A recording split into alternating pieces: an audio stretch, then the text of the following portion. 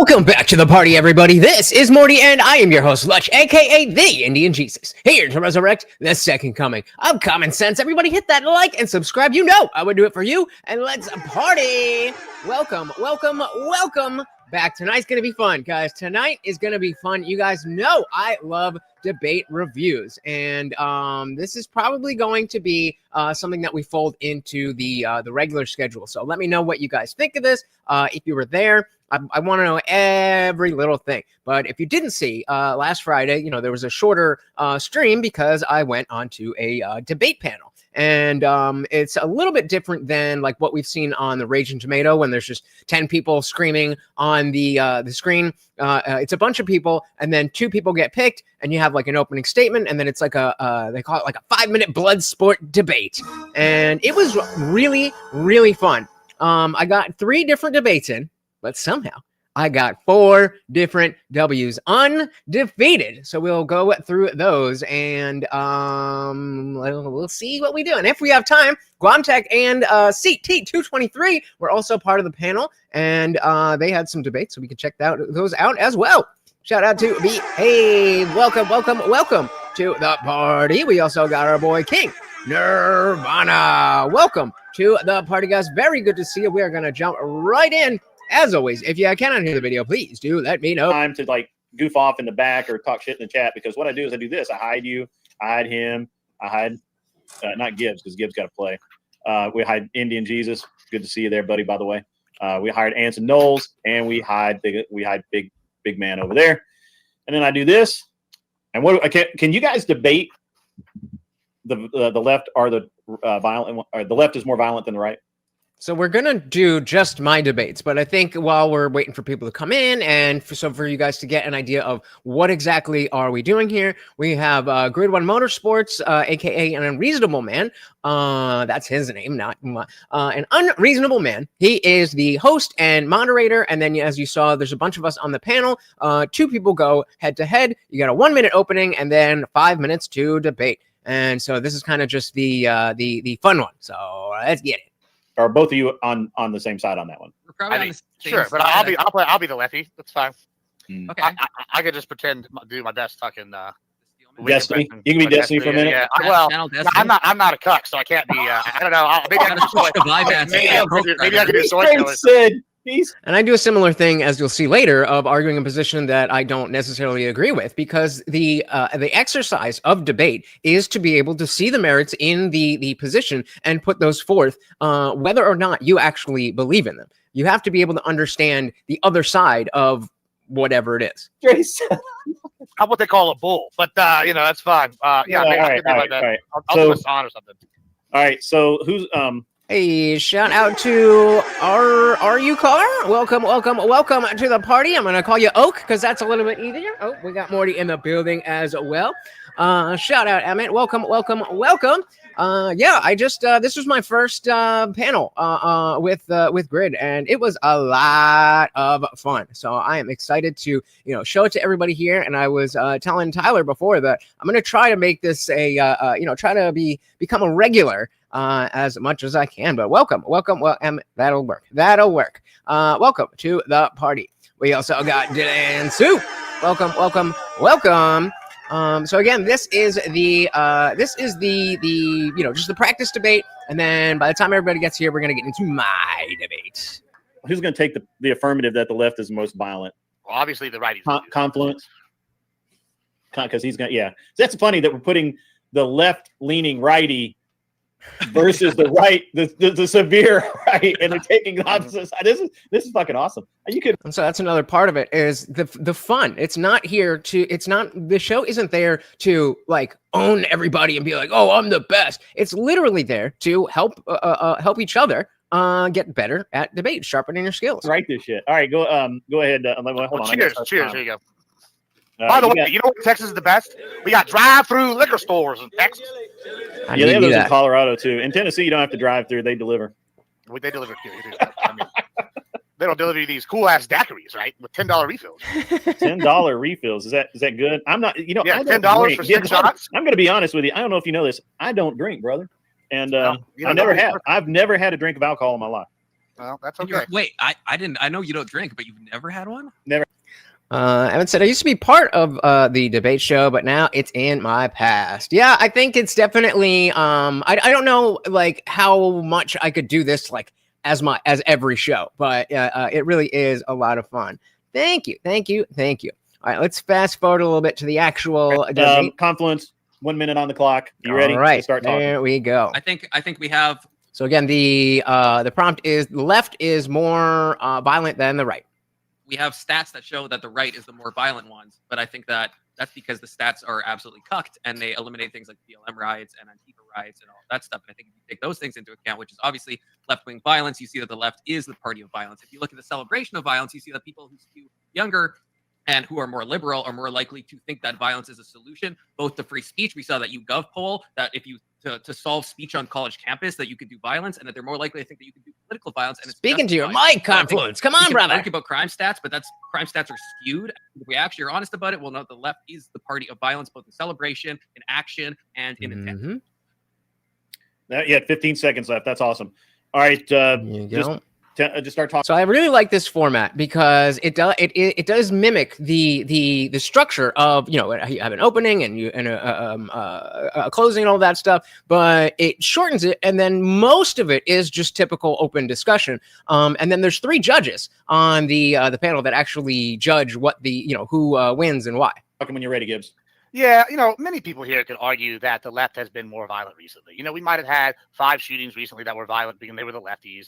That sounds real bad. All right, cool. And I know everybody wants to talk about what have you done lately, but we have to remember the right is actually more violent. What they've done is done something called having a skill diff. What they do is they sit here and they set up institutionalized violence, right? Jim Crow might have heard of it. That was real violent. They were hanging people. I don't know if you heard about Black Wall Street. Well, nobody has because it's been burned down by the right wing. I'm just saying we can keep going. The Nazis, everybody wants to paint them as socialists now on the right, but really the fact is they were racial racists. What they did was they sat there and institutionalized violence. And guess what? 6 million Jews died because of this racist right violence. Now, he can sit here and try to frame this a different way, but it's clear that there was never actually a party switch. The conservatives down there in the South, they stay the conservatives. They're the same conservatives that were hanging the blacks and enslaving them, and they're the same ones today. That's time. I know you're on a roll, brother. There you go. That is how you do an opening statement. Shout out to Nick Lou Kitty in the building. Welcome. Very good to see you. Welcome. If you are just joining us, we are checking out a debate panel that I was a part of. This was the opening debate, and then we're going to move on to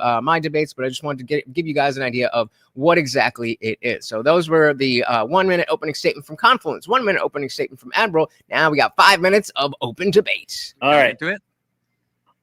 I'm ready when you guys are. Just start talking. Okay, well, Gibbs, it's okay if you don't want to stick with America. You brought up the Nazis. Well, then I'm sure you'd be willing to. Let's stick with the Confederacy. What is the Confederacy? The 100 million deaths under communism. You would say that's left wing, right? So if you're going to compare 6 million Jews, I agree, that's a lot. That is a bastardization of. Well, I will tell you. Stalin was never a political person. He was always a thug that Lenin hired in order to enforce his will. Stalin is actually apolitical. He only used what was in front of him. Saddam. Have you heard of Saddam Hussein, the Ba'athists? They're right wing. How about I don't know, Mao Zedong? You would have thought this guy was a commie, but really what he was an authoritarian right leaning dictator that took out the people based off their race. I would love to hear crazy. That. We can do it. Right wing operation. Well, the Great Leap Forward was what we call propaganda used in order to bamboozle people into believing they were socialists, when really it was just an enforcement tool to get rid of undesirables, much like the right wing is trying to do today with the illegal aliens. All right, Emmett, thanks for stopping by, brother. You have a good one. And if we want to talk about America, let's talk about America. The America the Great. Hold on, no. We're going to continue talking about America. What about the Confederacy? They were the right-leaning states' rights, down home, good country boys. The rebel yell, all that good shit. And guess what? They were sitting here enforcing slavery. Andrew Jackson, a strong, avid right-leaner, wanted to get rid of the Fed. What's he famous for? Trail of Tears, killing these people left and right. I mean, have you seen Native Americans? All they got casinos. Gibbs, with all due respect, you can't dance around history. You're either going to talk I don't about have to. I'm just stating things. Or you're going to talk about modern America. Modern America, you have to contend with my. I mean, we could talk about the 5 killings that have happened recently. Examples. my YouGov poll, all of the polls that showed the left is more capable of or willing to. How about Hamas? Is Hamas left or right wing? I mean, Hamas is a radical, a conservative movement that wants to kill the Jews. Are they right wing? Yes, they are. How about Iran? Iran is a conservative movement. They don't let women go outside. Hold on, do women go outside in Iran? We say, well, lots of them. They've killed thousands worldwide. Iran, you know, and just like Iran is conservative, just like you should be saying Iran to get some facts, because I'm telling you the truth right now. It's real simple that they are conservative. Is right wing. So I mean, you know, I don't want to interrupt too much because they're only going 5 minutes at a time. But what you can see that again, Admiral Gibbs here is you know, kind of just advocating the position, even though he's not necessarily it's not necessarily what he really believes. But it's about the tactic of putting your opponent on the other foot. And you can steamroll. That's all he's doing. He's just saying a lot of things really fast, and Confluence can't keep up with it. And so, right or wrong, I mean, the more you understand about the issue, obviously, you'll be able to call that out. But for your average Joe, it looks like he's winning. Because obviously there's left-wing authoritarianism up here all the time. I think that's very disingenuous for you to say that anytime something's authoritarian. Are you a Christian, sir? Are you a Christian? Would you call the Christians right-wing? Would you say Pol Pot is right-wing because he no? Was but I would say the Pope was right-wing when he gathered up thousands and thousands, hundreds of thousands of kids, and he sent them into slavery to the Muslims. I mean, that was the children's crusade. Do you remember? I mean, we can keep. Well, the reason why I can keep going far back when he killed Abel. No, Cain was a leftist at that time, but that's only because God was more right-leaning. And who's more right-leaning than God? He's the most right. He used the flood to wipe out all of humanity. I guess you're just arguing that God's a bitch there at this point. I think that God is the you right think God's a bitch over violence. No, I would not. Well, then you're admitting that the right wing has a monopoly on violence because God is the most right wing of all. I will. That's a hard argument. Quote the prophet Erudite, aka Kyla, who said that God is above. Who the fuck is that? Hey, let me ask you, a who the fuck gives a shit about what that hoe says? I'm gonna quote the prophet. Right. Shout out to Not So Erudite. She was actually on the Fallen State with Jesse Lee Peterson, and I was gonna cover that, but it's just Moses, and it says, Lord, I'm this Red Sea, and I'm going to drown the Pharaoh and all of his army. That's what he did. He drowned him. God drowned him. You are sitting here being an apostate, quoting this whore that's happy and making her husband a cock to Destiny, and I'm sitting here quoting the good Lord in the Bible. Oh, Destiny catching strays wherever he goes. Destiny, okay? So I will stand up for Kyla. Oh, wow. It's amazing. It's amazing. See how easy even switch sides in this debate? I'm just pointing out that the right has been killing people since Cain and Abel, and God himself came down from the heavens. I'm just saying. Right wing is to blaspheme, and I will not. How is it to blaspheme? God is the most right wing. He is conservative. Is transcendent of all. How? That's an interesting road to go down. God is the most right wing, and he sent the flood. Convenient. I mean, that is the heresy that you are saying. No, God believes in might makes right. That's why he's a just God. According to the Protestant church. No, fake the news. Fact you punt back into history, into prehistory, into biblical narratives. We can go to prehistory. We can go into prehistory. I mean, we can go as far back as you want. But the right wing has been the violence leaders all the way back to Helen and Troy. Guess what? Someone stole Helen. He was the playboy liberal lefty. And guess what Agamemnon did? The conservative right-leaning king. He went and slaughtered people all the way back to Troy.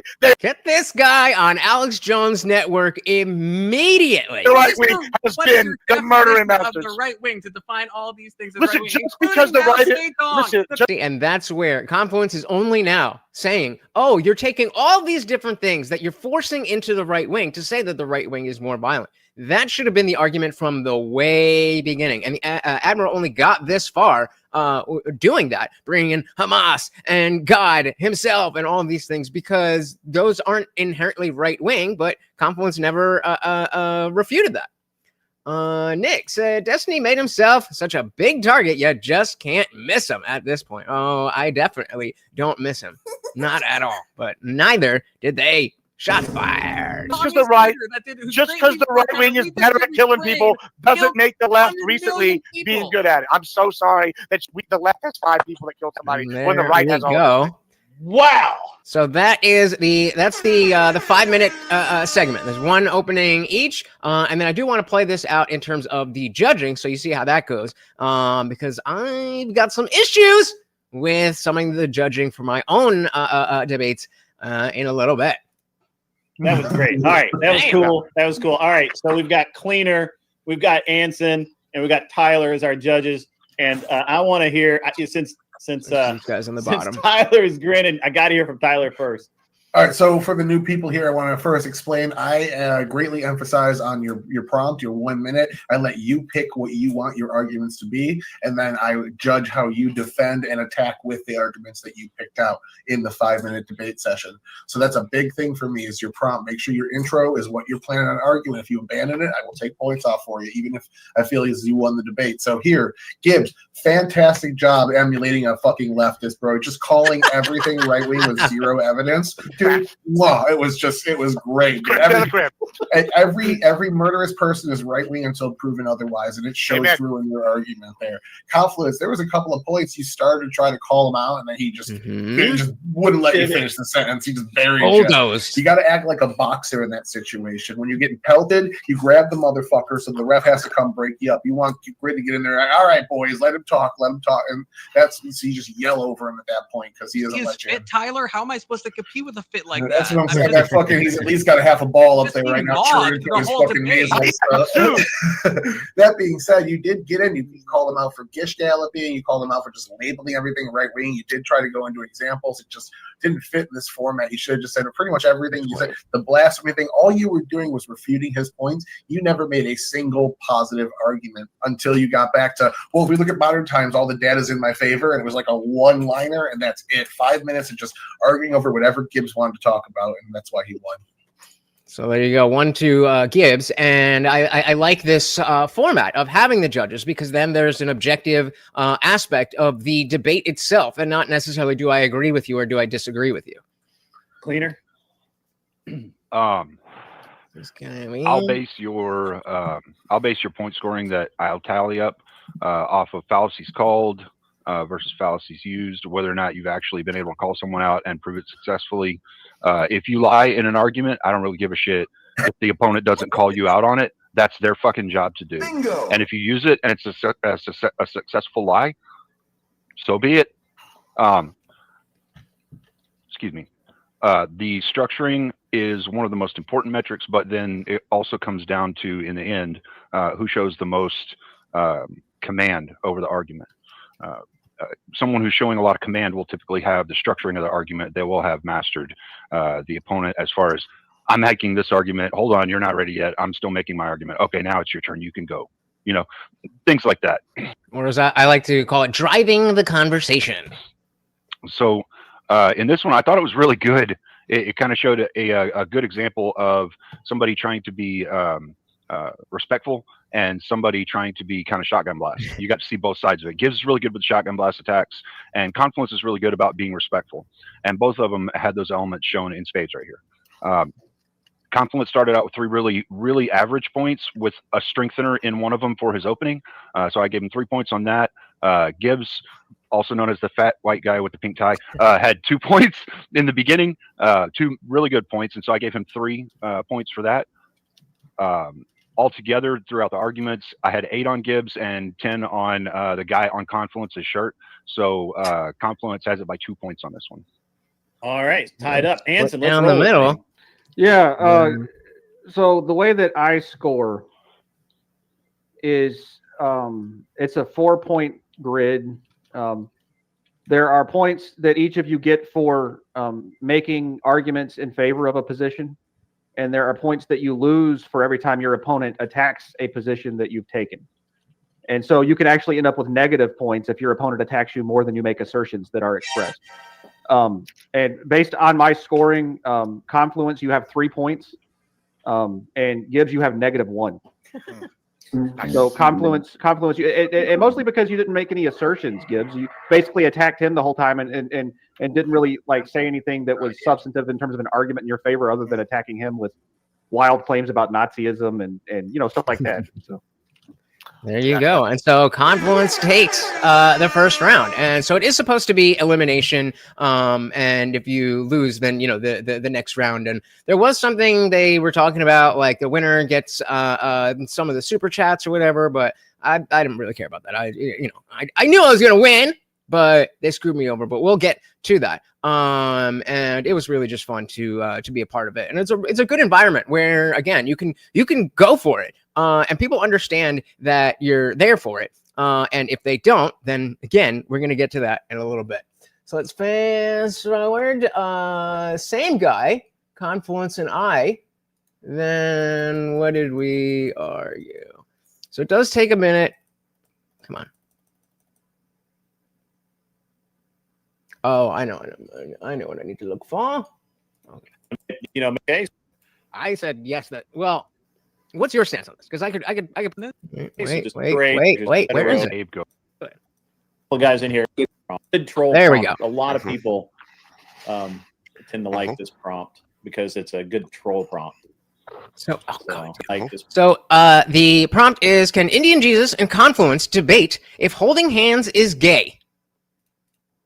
Can the guy we just saw and myself debate if holding hands is gay? So that's what we're doing here. Prompt because it's a good troll prompt. So it's a good way to get the thing rolling. Sure. Well, yes, it is. It is. He said yes. Well, what's your stance on this? Because I could play this either way. I think in a Western society it's gay, but globally it's not gay. Okay, so the obvious point here is all right, hold on. We got it. Just to explain the rules one more time. Yeah. You each get 1 minute to make your case. Yeah, this was my first ever Unreasonable Man Grid 1 Motorsports debate. Let's see how I did. I need to know who's going to take the affirmative that it is in fact gay. I can't. Yeah, we gotta figure that out. That's wrong button. I'm sorry.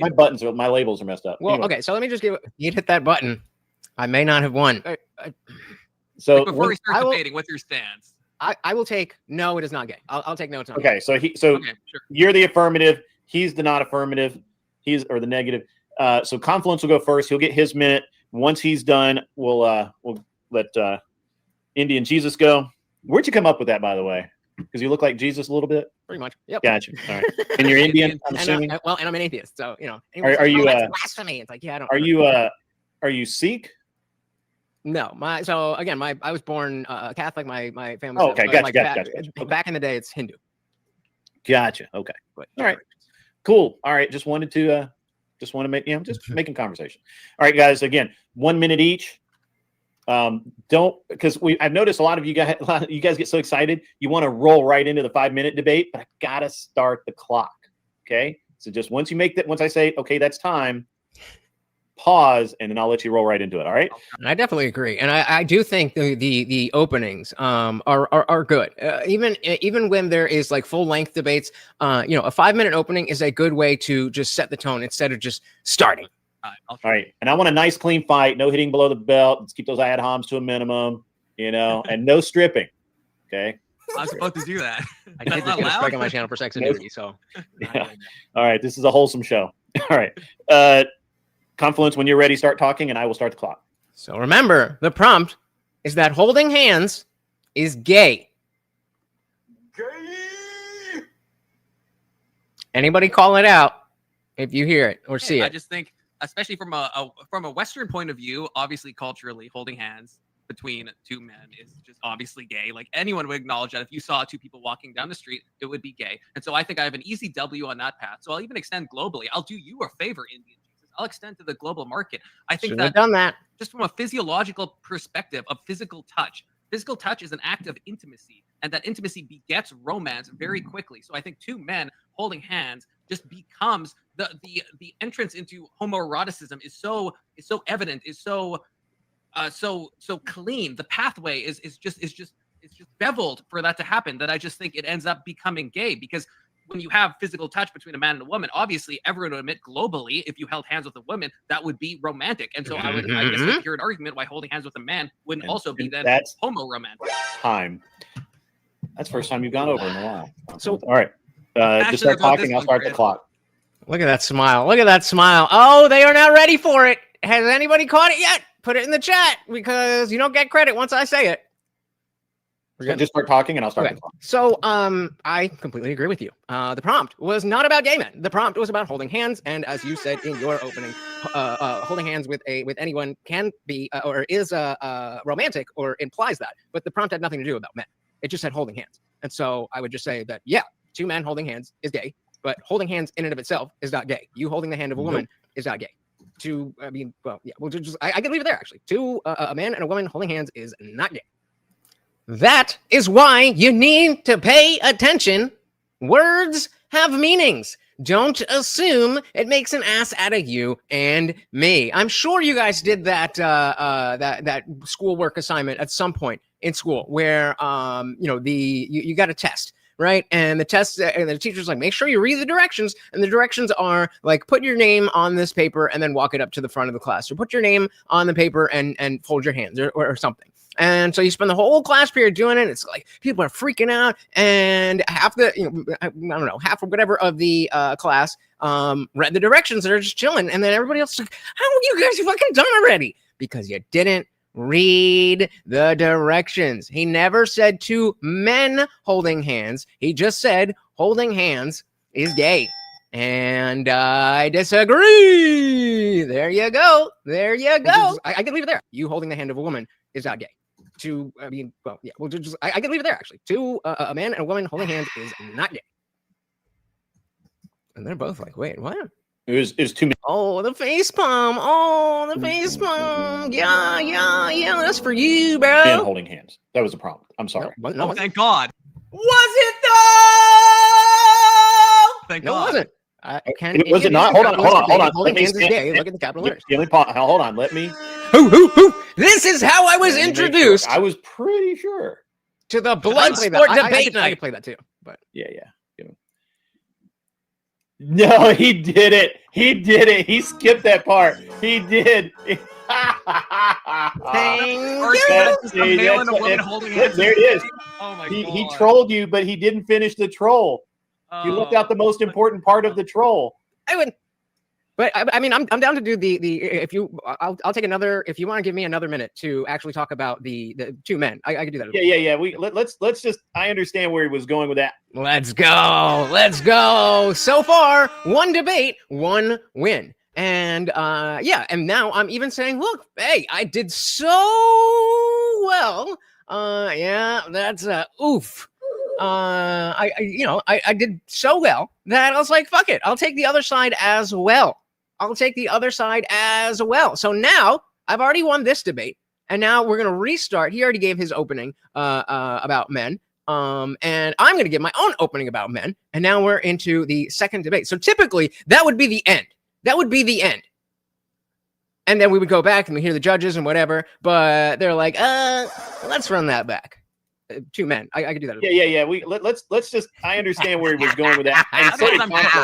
But I need a win. I need everybody to acknowledge that I just. That was great because when I read it as a typical troll prompt. Mm-hmm. See, when you guys are thinking gay this and gay that and gay that, you guys are the ones that got gay on the mind. Yeah. But that's solid, man. That's solid. I'll restart your time, sir. Okay. So, I do think that holding hands implies two men holding hands implies that they're gay. So again, now this is my second 1 minute opening statement, and I am now arguing that two men holding hands is not gay. Holding hands implies two men holding hands implies that they're gay. But you said, I would say that's mostly in the Western context. And then, of course, you opened it up and did me such a huge favor. And we see, across the world that not only holding hands, but and then even the guy who says it, we see never said to men. Never said to men. Nick said, liked and shared. Thank you so very, very much. You guys know that stuff is free and easy, and it doesn't even matter if you think anybody's gonna click on the link. Just by you telling YouTube, X, or Rumble that you want more people to see this, they will show it to more people. Thank you, sir. Did me such a huge favor. And we see, across the world that not only holding hands, but kissing on the face, little that kind of stuff. And so it just doesn't inherently mean that. If I walk down the street and see two men holding hands, I will assume that they're gay. But then we can talk about what if we have, a father and an autistic son. So I'm saying that, yes, I agree that you and I would both be justified in seeing two adult men walking down the street holding hands, that they were gay. That's a reasonable assessment. But again, the prompt was about holding hands now with a man is gay. And that's a different thing than looks gay. we can talk about what if we have, a father and an autistic son and an adult son. Then two men holding hands. That still two men holding hands, not gay. How much time do I have? 15 seconds. I can stop there. All right. Give my time. So that's my big example. Is we have other cultures where kissing on the face is not considered gay, and so that there would be no expectation that the holding of hands would be gay. And then we have situations like the autistic adult son holding hands with his dad. All right, guys. Really? He literally said too. He's like, I never said that. He trolled. Words have meanings, baby. That's a solid troll right there. That is solid. I Uno like it. reverse. Yeah, you got me. You got me. All right. 5 minutes on the clock. Just start talking, and I'll start the clock. All right. So again, we both did our openings. Now it's 5 minutes for Bloodsport. Okay, so you do inherently admit that at least it would imply homosexuality. Yes. In most people, and I feel like the fact that you have to use fringe examples, I think kind of proves my point. The exception proves. How is the entire greeting system of a country or a series of countries? How is that fringe? You are the one that opened it up. The fact that you have to use fringe examples, I think kind of proves my point. The exception proves the rule. That if you see two men holding hands, at least, and you even agreed, you conceded in the West that you would think that's gay. Now, what do you think of my argument that just physiologically, physical touch is tied to romance if you're physically touching somebody, right? Where's the line? Like, how much you have to touch another man before it becomes gay? Obviously, it leads to homosexuality. Yeah. I think the pathway is very clear on that. I agree. And this, I never understood why this was a thing. It never happened in my groups of friends, but especially in high school. And then I wasn't in a frat, but I lived with a frat in college. And there was a lot of just like, homoerotic, like, oh, bro, slapping ass and like pretending to be gay and stuff like that.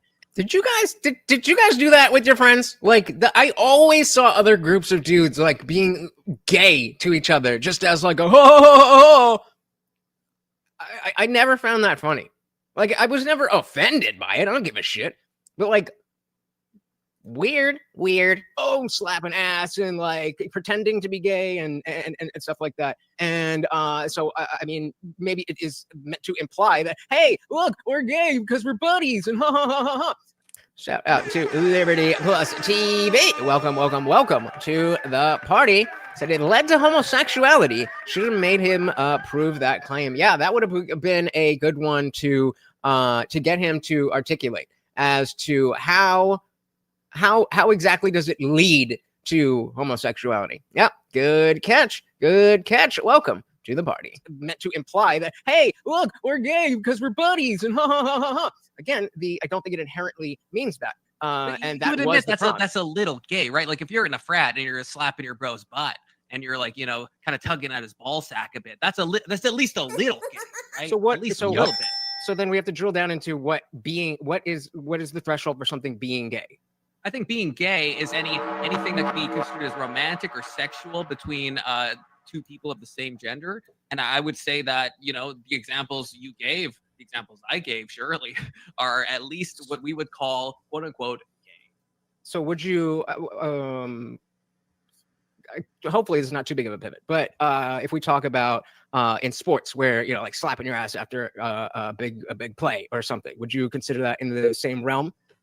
I don't know if I would consider it the same realm. I mean, it's possibly slightly homoerotic. I think there's maybe a little history there, but I think holding of the hands. I mean, we have, and you would concede. Slow your roll, baby. Slow your roll, and trust your boy. Be a little history there, but I think holding of the hands. I mean, we have, and you would concede holding of the hands is flesh on flesh. I mean, just look at that. I mean.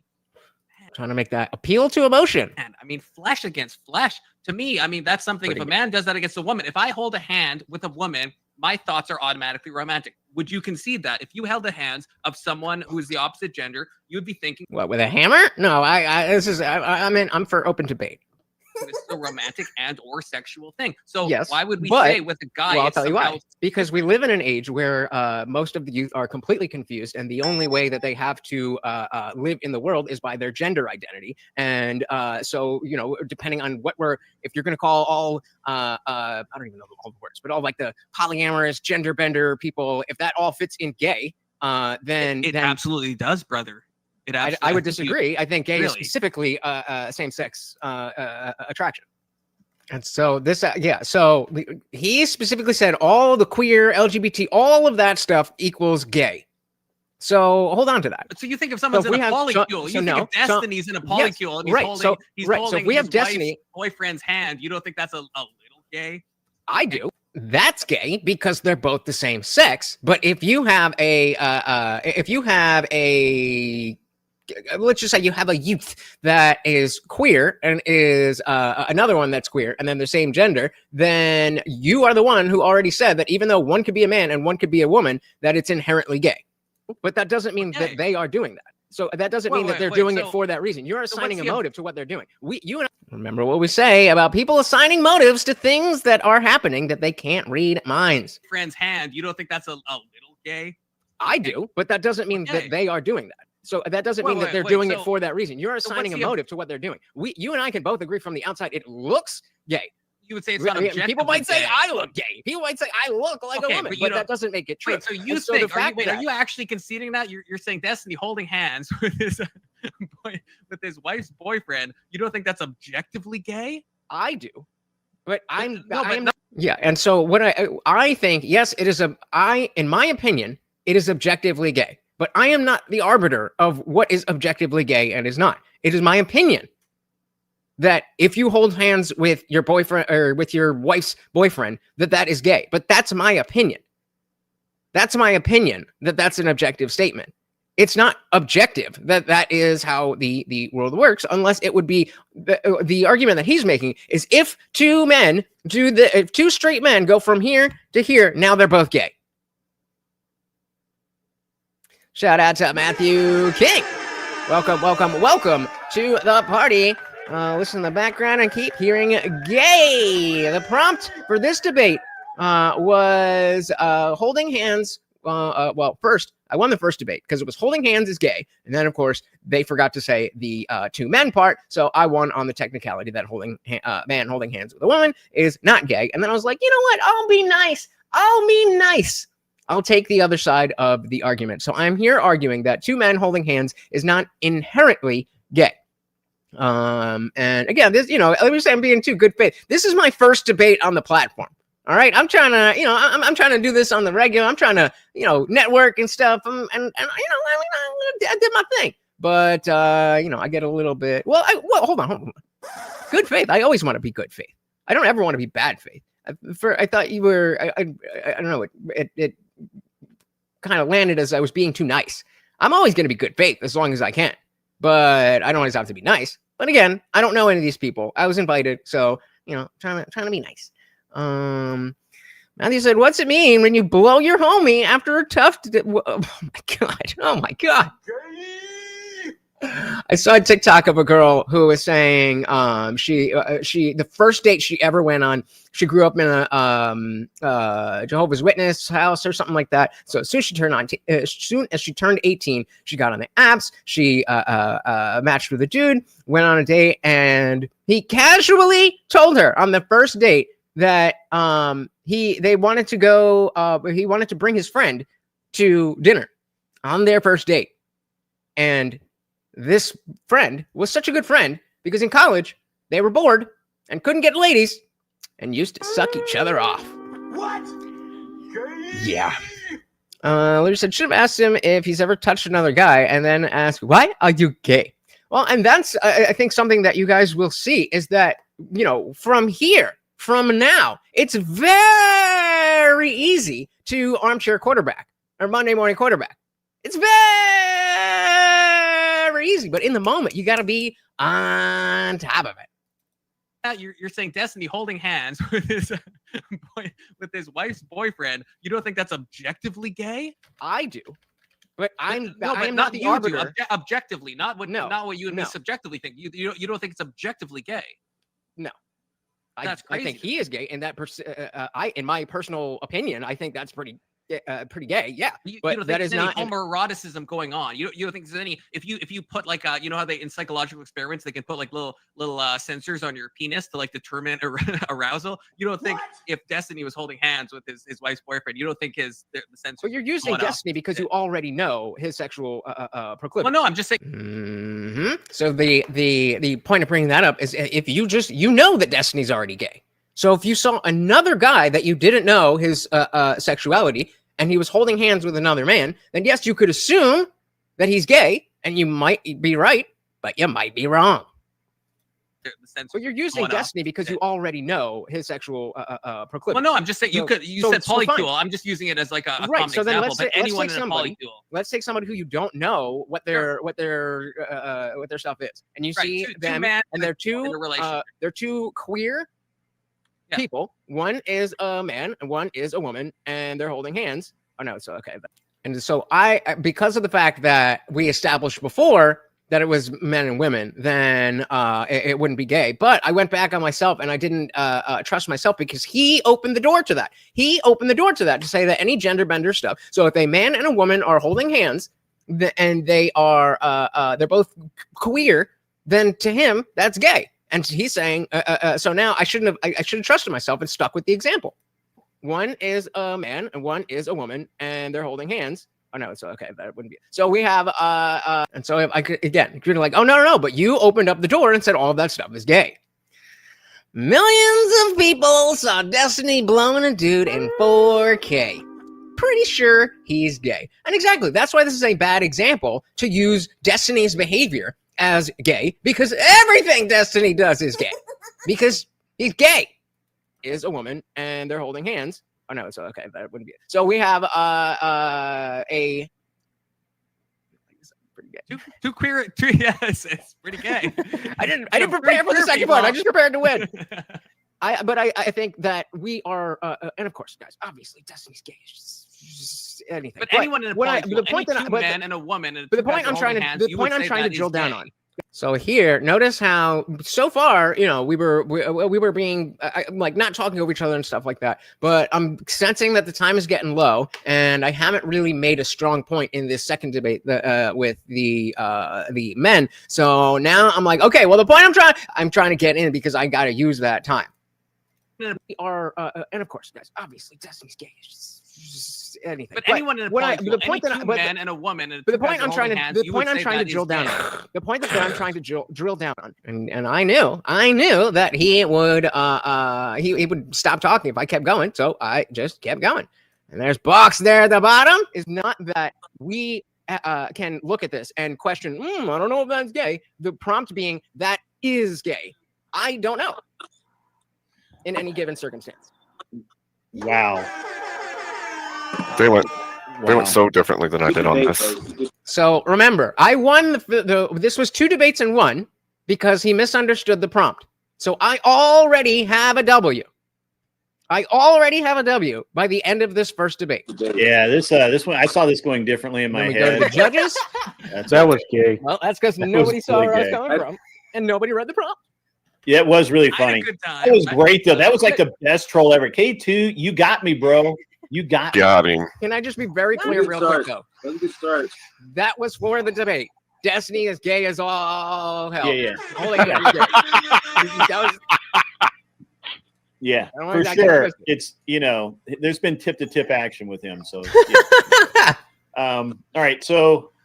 Speed that up for the welcome back, everyone. Judges. Let's see how the judges scored. So I mean, I'll put a poll to you guys first.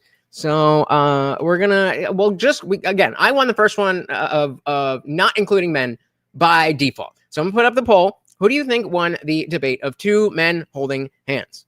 Who won for 2 men holding hands? I'm scared to even type this kind of stuff in the chat and the poll anymore. So me and the other guy I'll just put him. Me or him. I'll put you. You or him. I'm you. He's him. Don't be stupid. Somebody else. Where'd they go? They run away? What happened? All right. Well, they'll come back. Bye. All right, so maybe the gay talk ran him away. I don't know. Anyway, all right, so let's start with cleaner and just go down the list. How did this go? Well, right off the bat, Confluence had really good points. I gave him 4 for the opening. Lutch had 3 for his opening, but an extra 2 because he knew the original prompt. So he got 5 for his opening. During the meat and potatoes of it, each guy got 8 points. So Lutch got this one by 1 point overall.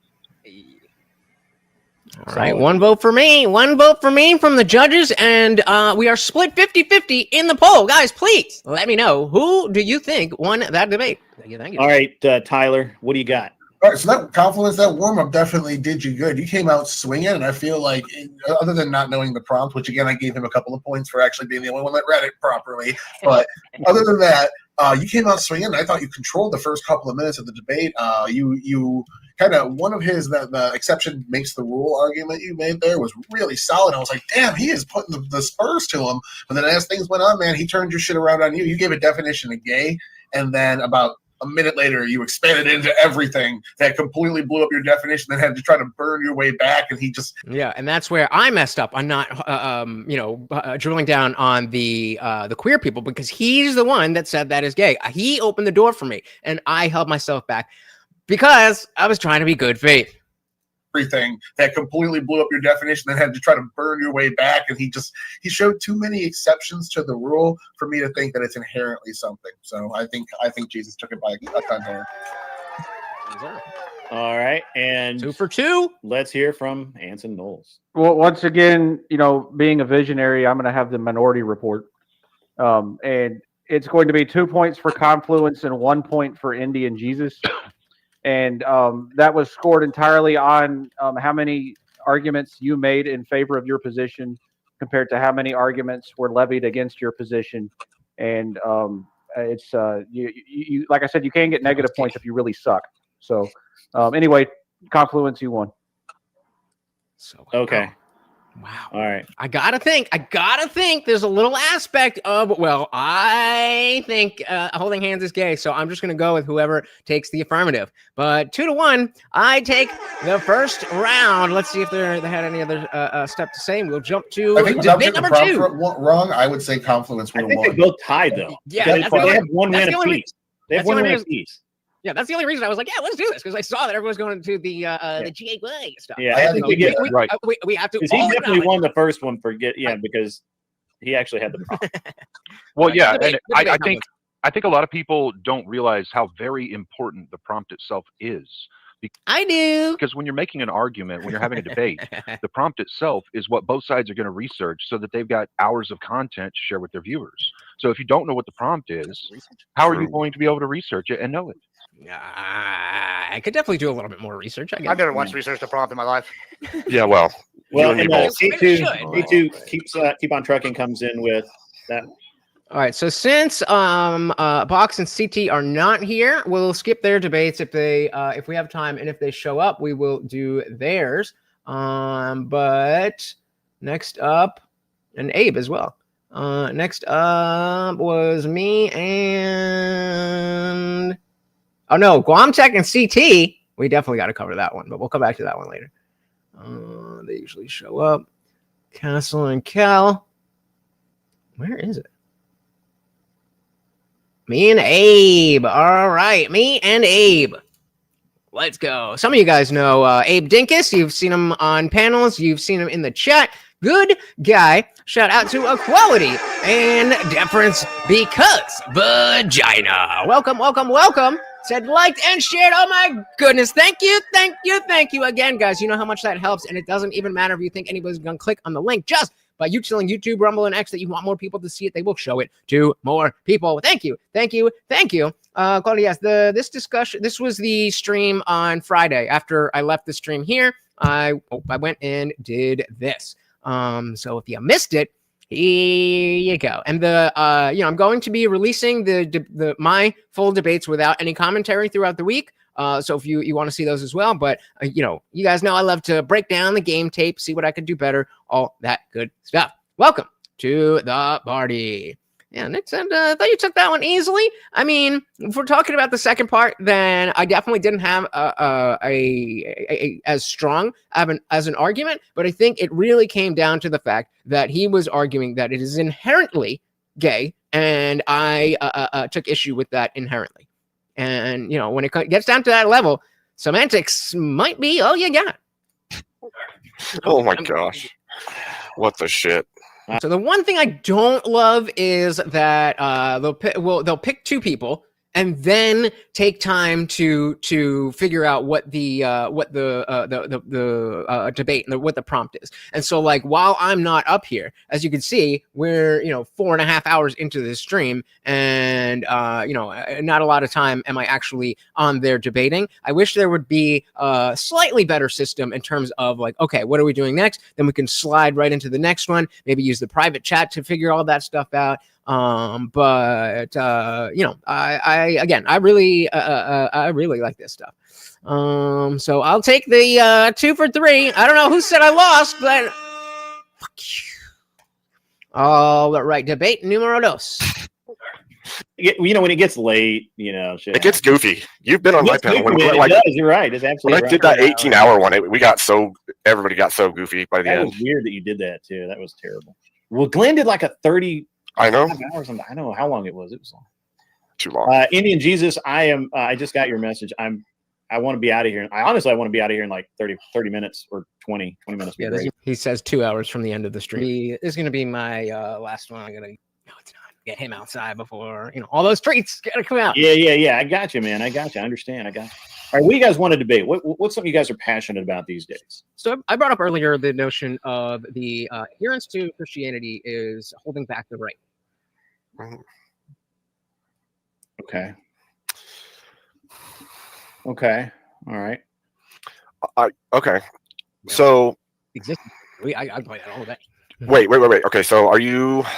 I don't want to get into it without actually debating it. So are you in all ways it's holding back the right, or in particular ways it's holding back the right? Because is there something we could pinpoint? That we could argue about in particular ways. There are particular ways that Christianity is holding back the right, and so then from succeeding politically, or okay, I would debate this. All right. Okay. All right. Well, let's get it. Make it happen, guys. All right. We do have Joseph in the back too. He's joining a little late. I'll see if we can let him move forward. But for now, let's go. Let's get this going on. By the way, the grift has not flowed nearly as well as tonight. That's okay. What do you need? That's the other thing too. A lot of dead air. Like, let's keep the show moving, Grit. Give you guys a good show, no matter what.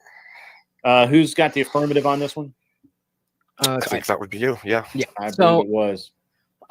So my basic claim is that morality is largely the context in which people talk about Christianity or vice versa. And I think that we are at a place in this country where too many people have similar values, conservative values, Republican values, even maybe you want to call them Christian values specifically. But the fact is that there is too big of a population that simply cannot buy into the truth claims. Like myself, I was born into the church, all of that stuff. And I am not in control of believing whether or not God exists. And that, I'm smart enough to realize that, okay, just because I don't believe in God doesn't mean I need to throw Christianity away. But we look at the left and we know that they're not very intelligent. And you guys know I've gone through this spiel a million times before with you guys. Believe in God doesn't mean I need to throw Christianity away. But we look at the left and we know that they're not very intelligent. And that is what they tend to do. So instead of being able to have a moral structure that everybody can be a part of, and then also, if you like Christianity, be Christian, then there's Christianity on the right or everything we hate about Christianity on the left. Same exact way they do with Trump. It's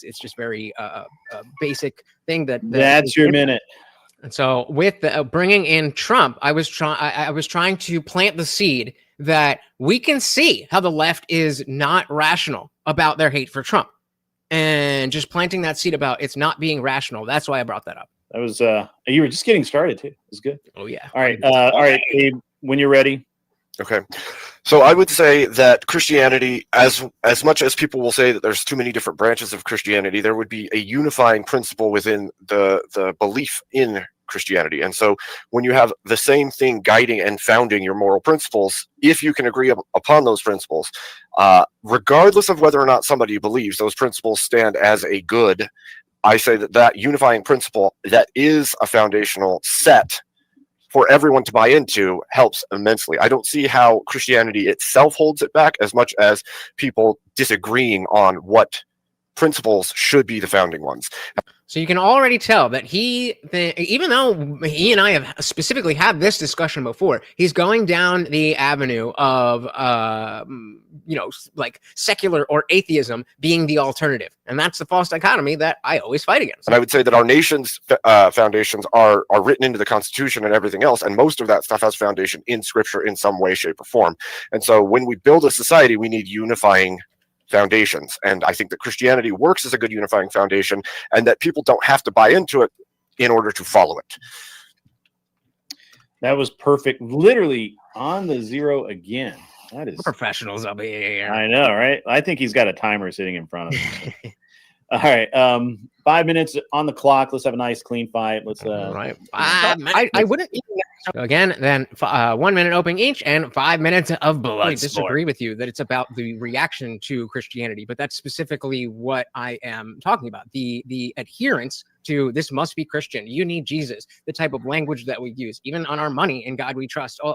Go down the list, and whether it is justifiable that somebody might think, well, I don't believe in God, so if there's something that's about God, then screw that. I'm not even listening to that. Right. I can agree that could be a bad thing, but that doesn't change the fact that there are a lot of people who do that and then stop thinking. Whereas I agree with you again that we need a moral through line. But if there's aspects of that people aren't buying into, then you could have the best moral structure in the world, but it doesn't matter because nobody's following it. So this is what I would say. I would say that people aren't going to sacrifice their Christianity just because the system itself doesn't agree with Christianity. So before he goes on, something that I clocked immediately, it was that like, wow, he didn't try to interrupt me once. And so I'm clocking that and understanding, one, that if I need to, I'll be able to jump in relatively easy, but also to not jump in too easily, because then I can look like the steamrolling bully world, but doesn't matter because nobody's following it. So this is what I would say. I would say that people aren't going to sacrifice their Christianity just because the system itself doesn't agree with Christianity. The difference would be that Christianity can accept everyone to take part in that society, but the other way doesn't happen, right? Because what we see is when you throw out Christianity and you allow secularism to take complete reins, they will push Christianity out in every possible way that they can. That's too broad of a statement. Secular just means not religious. So if you're specifically talking about people in 2025 who happen to be not religious, their ideas it doesn't mean secular values or secularity in general. The problem would be this, right? When you look at any society that has taken on more secular values and allowed for that to thrive rather than allowing everything to thrive, you see Christianity pushed to the wayside. When you look at Norway was a very Christian-centric nation. They pushed it out of their government completely, and it died in their entire community. Like it's fallen away. So we shouldn't do that as Americans, as we are a Christian country. Like these values should be a central part of who we are as a nation. But that doesn't. Ooh, the Christians hating the atheists are not happy with this one. Christian country, like these values should be a central part of who we are as a nation. But that doesn't mean that we need to act as if there's a litmus test that if you believe this specific thing, that everybody has a different definition of what God even is, then you're not in the club. I don't think we could disagree that your average atheist is a POS because they don't have that guiding principle. Yep. Shout out to KFT, member for 13 months. My goodness. Thank you. So very, very much, sir. Said, take it. There you go. All right. So this is our boy, Abe Dinkus. He's a good guy. It's, that's his, I'm the Indian Jesus, so I got the long hair. He's Abe Dinkus, like Abe Lincoln, and he uses the hat, and that is his real beard. So good dude. Shout out to Abe. Nick said, I am with you, bro. I want people to be proud to be American again. The ideas the founding fathers laid out in the Constitution were perfect things to rally behind. Yeah, and again, it's about the adherence to Christianity is creating a false dichotomy of either Christianity or no Christianity, and we need some Christianity, just some. that your average atheist is a POS because they don't have that guiding principle. And I'm saying that if Christianity is a great principle, but it doesn't apply to them, then we need to come up with a better principle or a better story or a better through line. And notice how I keep going to not another established ideology. I'm talking about creating creating a system that we're talking about. Right, but I would say that most Christians that I know, that I associate with, don't have any expectation that you have to come to Christ, that you have to do anything. They want you to follow the moral through line, but they're okay with you believing whatever you want to believe. So long. Average leftist atheist thinks. So now, because again, what did he say? It said it's not about Christianity itself; it's about the reaction to Christianity. And so he's talking about how he and even me personally and a lot of the Christian right thinks about this, but that's not what we're talking about. Quality and difference says, why the fuck is it so hard to understand that politics and religion are two very different things? A framework for human cooperation does not require superstitions nor forbids it. Exactly. And this is why the Andrew Wilson stuff with modern day debate was so bad, because he tried to bring in a bunch of leftists by calling out atheists because his thing is Christianity. But then he got a bunch of moderates and like one lefty dude and me.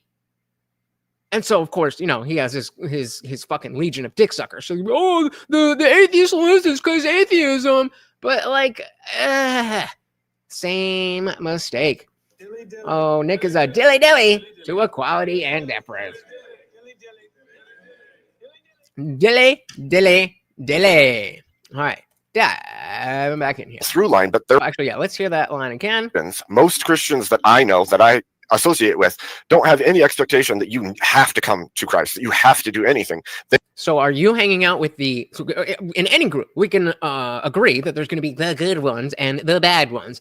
How large that spectrum is a different conversation. But we can say there's good Christians and bad Christians, just like there's good atheists and bad atheists. And so when you're saying the Christians that I hang out with, it's like, okay, well, the Christians that you hang out with are not the people causing this problem. So they're irrelevant to this entire discussion because they are already doing what I proposed to you in my opening. What you were talking about now is doing what I proposed. And so just because some Christians get it doesn't mean that the adherence to Christianity that I invoked is not there. With don't have any expectation that you have to come to Christ, that you have to do anything. They want you to follow the moral through line, but they're okay with you believing whatever you want to believe. So long. Average leftist atheist thinks? I have no idea what the, well, okay. I mean. So again, my claim is about the adherence to Christianity and how that is looked at. Well, no, most of them hate God.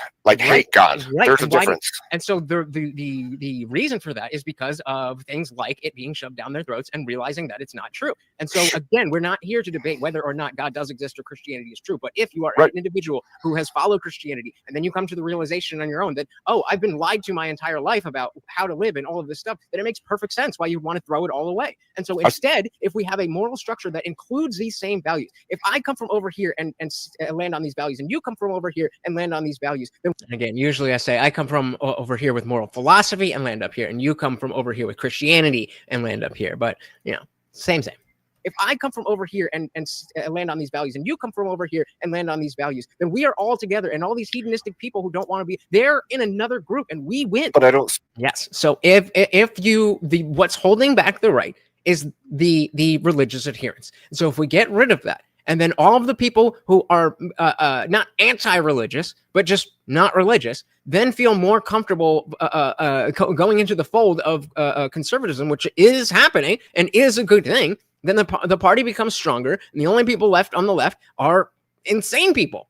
And then we don't have to worry about them because they're insane, and we have the electoral power. Nick said, don't forget that you can't actually hate something you don't believe exists. You can hate the idea, but you can't hate someone you don't believe exists. Bingo. Yeah, and that's I think that is what he was saying. And even if he wasn't, this is one of those things where that would not have been a good thing to dive into, but definitely a good reminder. Hey, shout out to KFT getting us started with the $5. Thank you so very, very much, sir. All right, buddy? You doing all right? What's the matter? I don't know why you dropped it. It's just sitting there. All right, we'll keep an eye on him. You guys keep an eye on him. KFT said, for my man, Morty, come to Christianity or don't. It's your choice. As a Catholic, I follow Jesus, but I'm not mad at anyone who doesn't follow Islam. Well, that I can agree with. And yeah, that is, and so that's what Abe is talking about. And that is also what I'm talking about. So if you, me, and Abe are, creating the next government, the fact that I don't believe in a God, and the fact that maybe his ideas of religion are different than your ideas, doesn't prevent us from being able to come up with a good moral structure. It's just not going to be one that you have to believe in this God. And so right now, even if it's the best we have, it's still not good enough. Hey, shout out to Box. Welcome to the party. Very good to see you, sir. Box was on the panel here with me. We skipped your debate because I was hoping you would show up. And so we'll go to yours next. Welcome. All right, let's dive back in here. Come from over here and land on these values, and you come from over here and land on these values, then we are all together, and all these hedonistic people who don't want to be, they're in another group, and we win. But I don't see how that means Christianity is holding back the right. At that point, it's the people outside of Christianity holding. It's okay. So he's saying it's the people outside of Christianity. Yes, the people outside of Christianity are not jumping on board because of your adherence to Christianity, as I said. How that means Christianity is holding back the right. At that point, it's the people outside of Christianity holding back the right. It has nothing to do with the people in it, because if we act as good moral agents who are upright people, and we don't try to force Christianity on anyone, then how exactly is Christianity the problem? Well, how is people hating Christianity? We don't have that world. We already have the world where it's been pushed on everybody. So he's bringing up this notion that a lot of people will bring up of, well, what if, not specifically saying, but what if those people didn't have that religious trauma? Like, okay, what if? That's not the world that we live in. Buck said, I wanted to rewatch it and I haven't yet. I was not in my prime form, so I was kind of worried. Like we were saying, yeah, I told you, bro. Abe is a good one. And yeah, even with my first debate with Confluence, then Liberty saying, "Oh, you should have done this, you should have done that, you should have done that," and he was right. But it's definitely not as easy to think of it in the moment while you're having to pay attention. Not to mention, I had the chat open, and this Friday, I think, well, I'm gonna leave it up to you guys to see if you want to do this, but I want to be able to, it's an open panel, so he drops the link in the chat, so you can just go and do that. The only thing is you do have to cam up, because we don't know if there's like a bunch of people helping you, or if you're using your phone or whatever, so you do have to cam up, but you'd be in the dark or whatever. And yeah, I definitely want to go back. And I figured I thought of a way, well, two different ways really, that I will be able to have a stream where it's just us here. Cause again, there's a lot of time where you saw everybody else on the panel. They're all just sitting, backstage doing nothing. So I could keep a stream going through here on my channel. And then when I'm on the panel, then I'll just switch it to here so you guys could see that, and then come back and we can we could watch it and all that. So I don't know. We'll see what's good. Almost a prize. So that's what we'll do. Friday we'll do debate prime, debate prep here on this channel. Then we'll start a new stream. Go over there and we can talk shit about everybody that we want. Yeah, so that's a good one. The idea of you get to come up with your own prompts and you come up with it on the spot. Then it could be these should be things that are kind of at the ready, so that when you're up there, you can say, okay, well, I got this, and I got this, because you don't know who you're going to be paired up with. You don't know what that person thinks, how that person feels. Most of the people on this panel were more right wing. So if you're on the left, then it should be relatively easy to get something that they'll be like, okay, yeah, I'll debate that. Whereas a lot of times, even though it's a good topic, it's like, well, we agree on it, so we can't really debate it unless you're willing to take the other side, like the gay thing, and I did.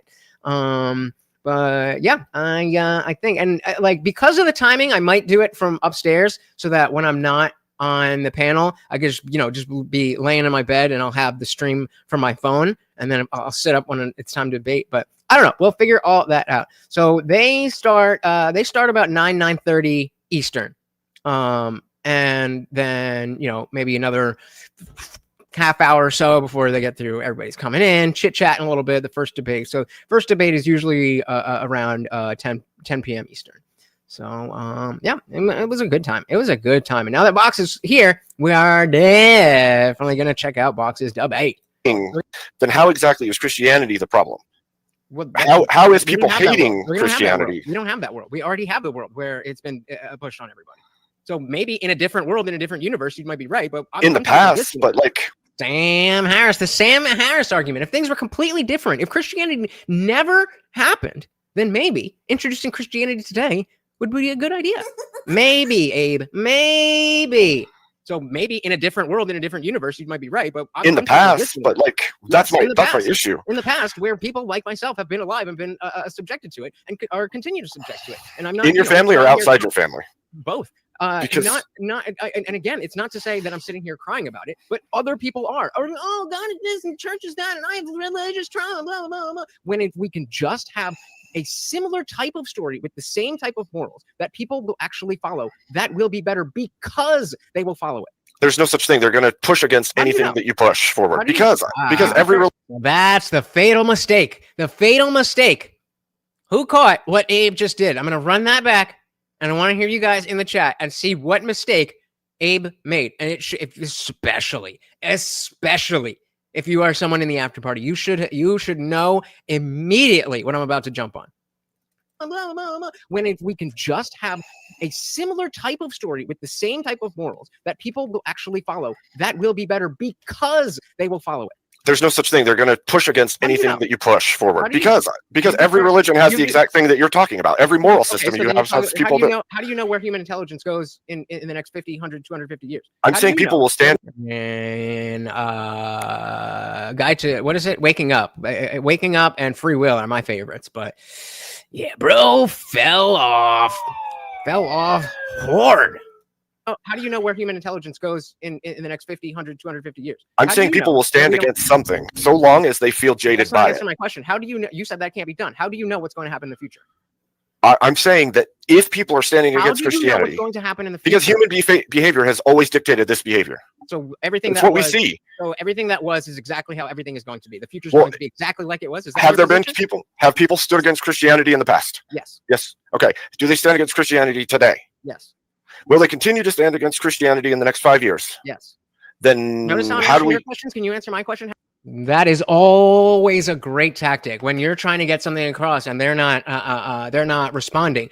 Let them ask their questions and answer as concisely and directly as you possibly can, so that now, remember, we talk about goodwill. Now, he's been very nice. He's been letting me talk a lot, but he's not answering my question. But I can't be a dick about it. So I'll let him go. Yes, yes, yes, yes. Now, can you answer my questions, please?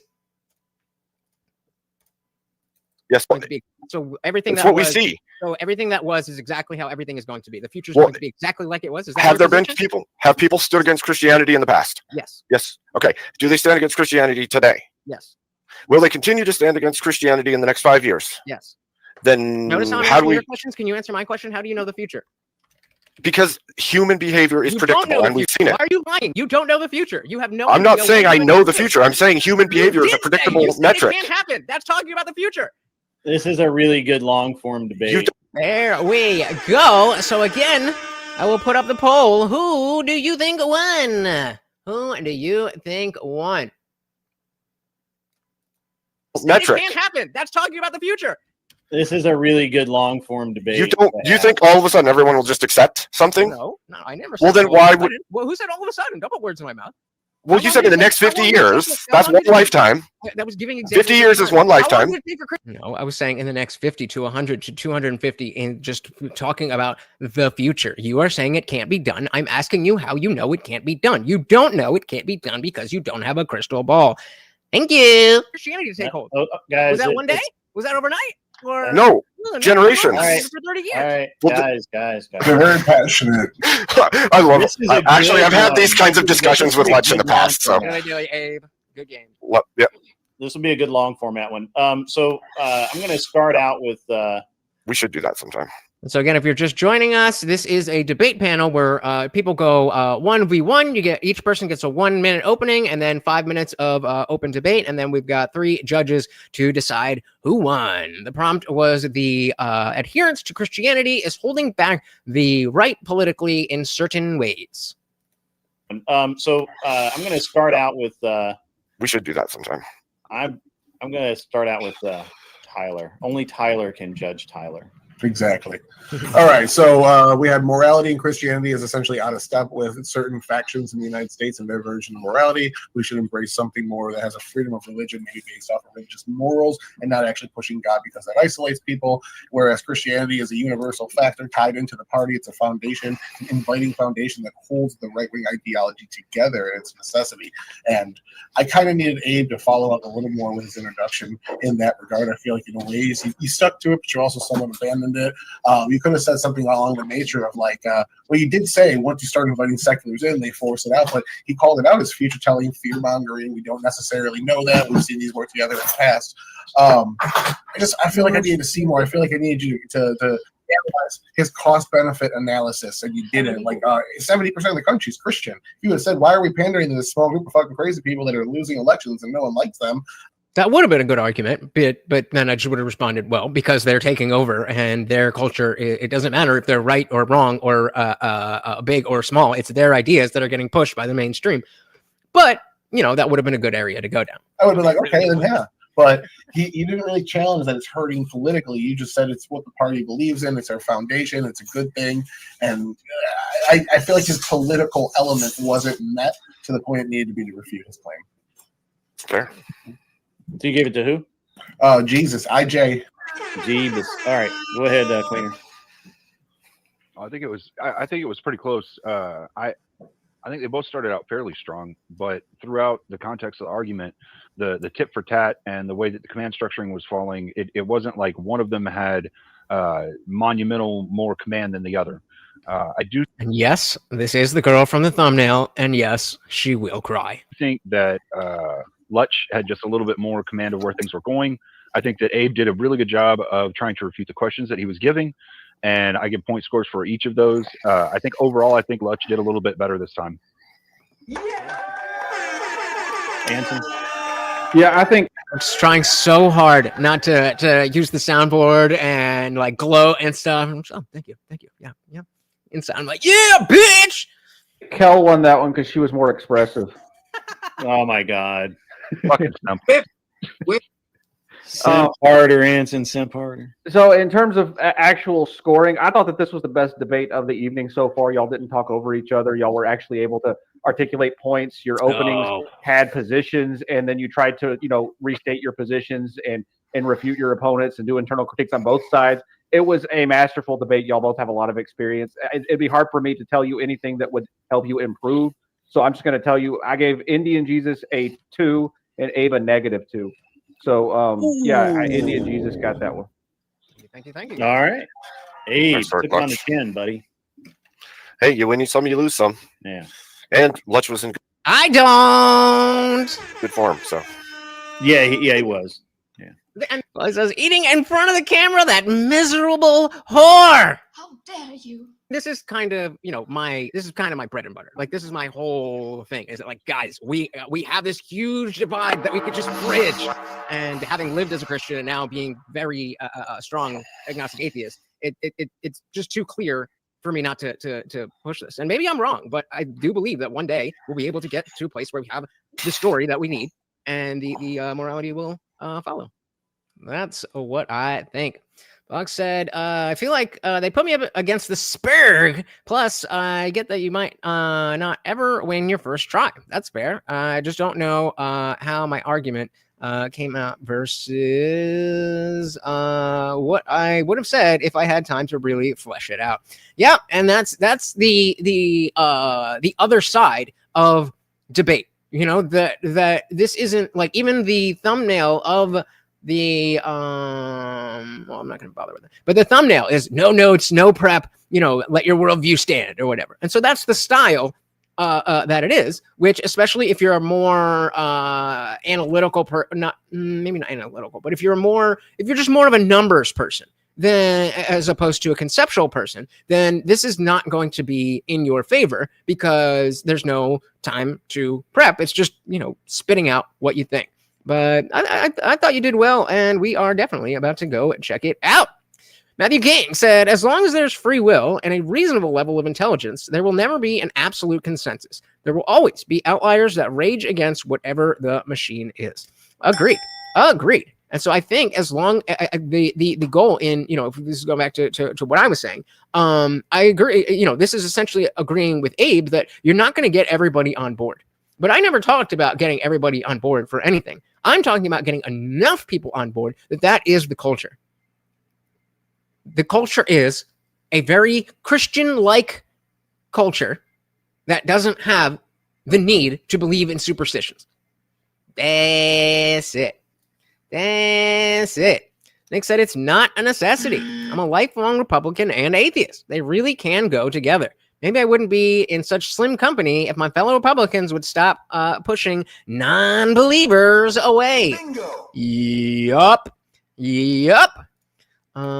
Yep, indeed. Shout out to Morgov's Hammer over on Rumble. Welcome to the party. Said, liked, and shared. Thank you so very, very much. Again, guys, that stuff is free and easy and helps out the channel so very much. It doesn't even matter if you think anybody's going to click on the link. Just by you telling Rumble, YouTube, or X that you want more people to see this, they will show it to more people. Thank you so very, very much. Let's see what the judges got to say. The story that we need, and the morality will follow. I'll say this much. We're all trying to build bridges some direction. Yeah, Indian Jesus, you seem to be confused. I said you won the debate, not that your argument was good. Oh, wow. And that's from another atheist too. Wow, that hurts. So I won with Can you read the super chat? Yeah. So isn't that a diss on Abe that I had a bad argument and I still won? I mean. I said, as soon as we start putting Brondo on the plants because they crave electrolytes, we will finally be unified under one thought. The only thought. Well, and that's why I think it's important to, you know, you say this, but that is what Christian nationalists are pushing for.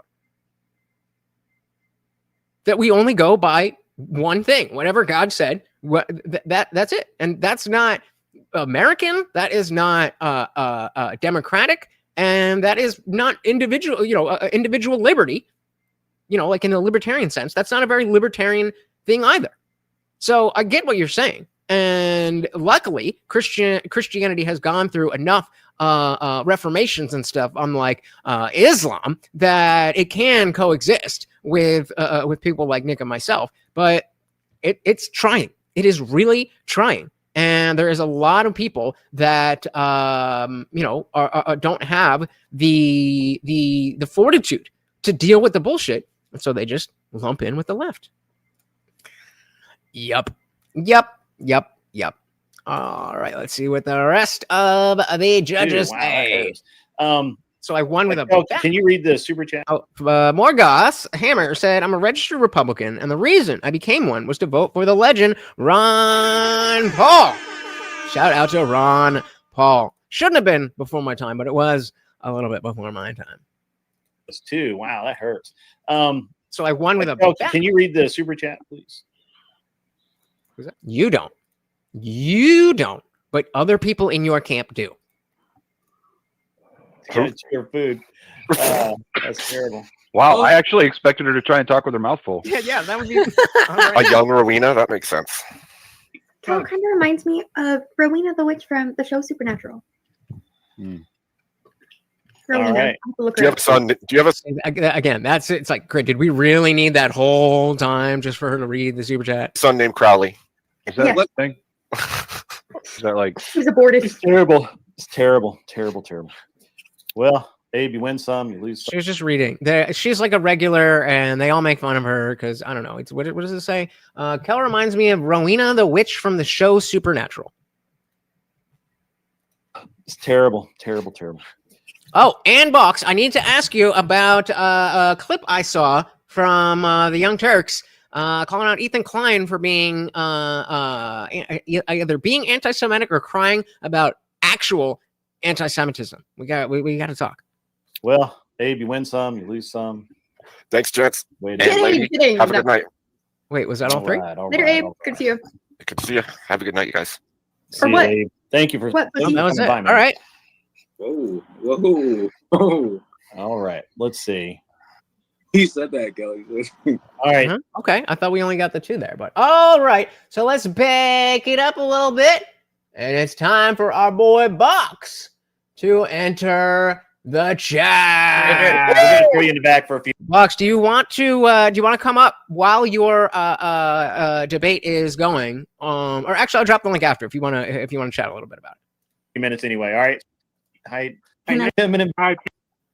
Confluence. That's. And so again, now that I've left the screen, you know, All right. you guys would be seeing this, and as soon as I leave the screen, then I would come back and I would be here or here or here or here or you know whatever, and so we'd be able to watch. I could talk to you guys. I'm not interrupting anything with the stream. We have our own chat, so we could be in their chat and be part of that conversation. But we also have our own chat. A couple of people were talking in Discord, but again, most of you don't really go to the Discord because you're gay. So yeah, this could be a thing. This could be a thing. Shout out to Box. Everybody put Box in the chat. Wait, Box said she sounded like where am I? No, she sounded like teachers from Charlie Brown. You guys familiar? Thank you, guys Toby, for the stuff. Appreciate it. Good. You're looking up. Sorry, go ahead. Yeah. There You he guys, is. I mean, Gibbs has There been he here before. is. Box, you got this down. I probably do. It depends on what Okay. we're talking about. What's a good topic for you to debate? What are you familiar with? Where are you at? Just about. So again, next time, Box, already when you go up, because of the fact that you are the lefty, and you have the advantage of working out some of your prompts beforehand, and be like, well, and like the next time you're in this position, number one, turn your phone sideways. Number two, then be like, okay, well, I had a couple of prompts. I was thinking this, or this, and then let the other person choose. That way, they're the ones that choose. So if they lose, then they chose the topic. And if they win, well, it's like, well, you gave them the option. This isn't a, well, I'm down for a whatever kind of thing. Like we're trying to do a show here. So I'm throwing it to you. Just about anything. I think I can steel man most of the left's arguments Pick one. moderately. All right. I'm not all very right. good at getting it out fast. I guess I'm gonna have to. That's what she said. I love that energy. I love it. All right. So I I've got some. think I take on anything. All right. I've got some good debate topics. I'm just going to run through some really quick. I just got to pull them up here I was putting in the chat that really quickly. something with housing. And, some of these are, they're not all, look, they're. If you missed the beginning of the stream, this Admiral Gibbs here is basically Alex Jones' forgotten son. Nah. These aren't all winners. I really like Gibbs' energy earlier before. By the way, when I hopped on, you were going fucking ham, and I do that too. It's like where you just kind of lose yourself and you do the character. Like Yeah, I like to have a little more balance. I guess. Same. Like, more I do something different every That's time. what I To be said. honest, I was hoping you would check the private chat and be like, oh yeah, maybe that. It was, But it was really good. I appreciate it. this could be the start, brother. All right. This could be the start of the left getting it together. You, Box, could start on a more right-leaning platform like An Unreasonable Man, and people will be like, damn, this guy's got some good shit to say. Nothing personal about what's going to happen. Yeah. Yeah, Right. It's hard to tell people. We got the good part out of the All way. right. Let me throw out. Claudia said, Box nickname is ZZ Top. I wonder why. Hey, shout out to Avery. Welcome to the party. You missed my 2-in-1 with the gays holding hands. Did you see? Were you in the stream or you didn't see anything? So the first debate was the prompt was holding hands is gay, and so I took the negative because they were all thinking about men holding hands. I said no. Obviously, if a man and a woman hold hands, that's not gay. And they're like, oh, I was thinking about men. So I gave them a mulligan. And I was like, fine, I'll argue that two men holding hands isn't inherently gay. Won that. So I got 2 wins. What is going on with my camera? I got 2 wins in one debate. Then I did a more typical debate that you would see about me saying that the adherence to Christianity is a huge detriment to the right being politically successful against Abe Dinkus, if you're familiar with him. And I beat him there too. So I am 3 wins for 2 debates. Now we got our boy Box in the building. From the point I remember, what in the fuck is this? The point from my prompt I remember was a slippery slope to socialism, which it is not. Well, did you say it? It's easy to say it now. Have some topics. Sound off if you like it. Is there any value to DEI/affirmative action, or is it in and of itself racism? It's racist. Now, you guys are on the same page. All right. Is our healthcare system defined for this purpose as the mechanisms by which people are provided access to doctors and treatment a net positive, or is it a massive burden on the country ending in ever-increasing socialism? All right, guys, we just passed the hour-and-a-half mark. We are going to start with smaller and then get larger with the filters. This is the first filter, and at 99 cents, we'll get rid of the filter. Then we've got level 2. And if we really can't get it, then, we got to go here. So I'll give you guys another 5 minutes, 99 cents. Or is it a massive burden on the country ending in ever-increasing socialism? I can argue some degree of Medicare for all. I can't actually own the whole thing, but honestly, I think we could do better than what we're doing right now. I think that we're the richest country on the face of the planet, and what we're doing right now is subpar. A Box on screen in the chat donating. My goodness. Thank you so very, very much, sir. And stay.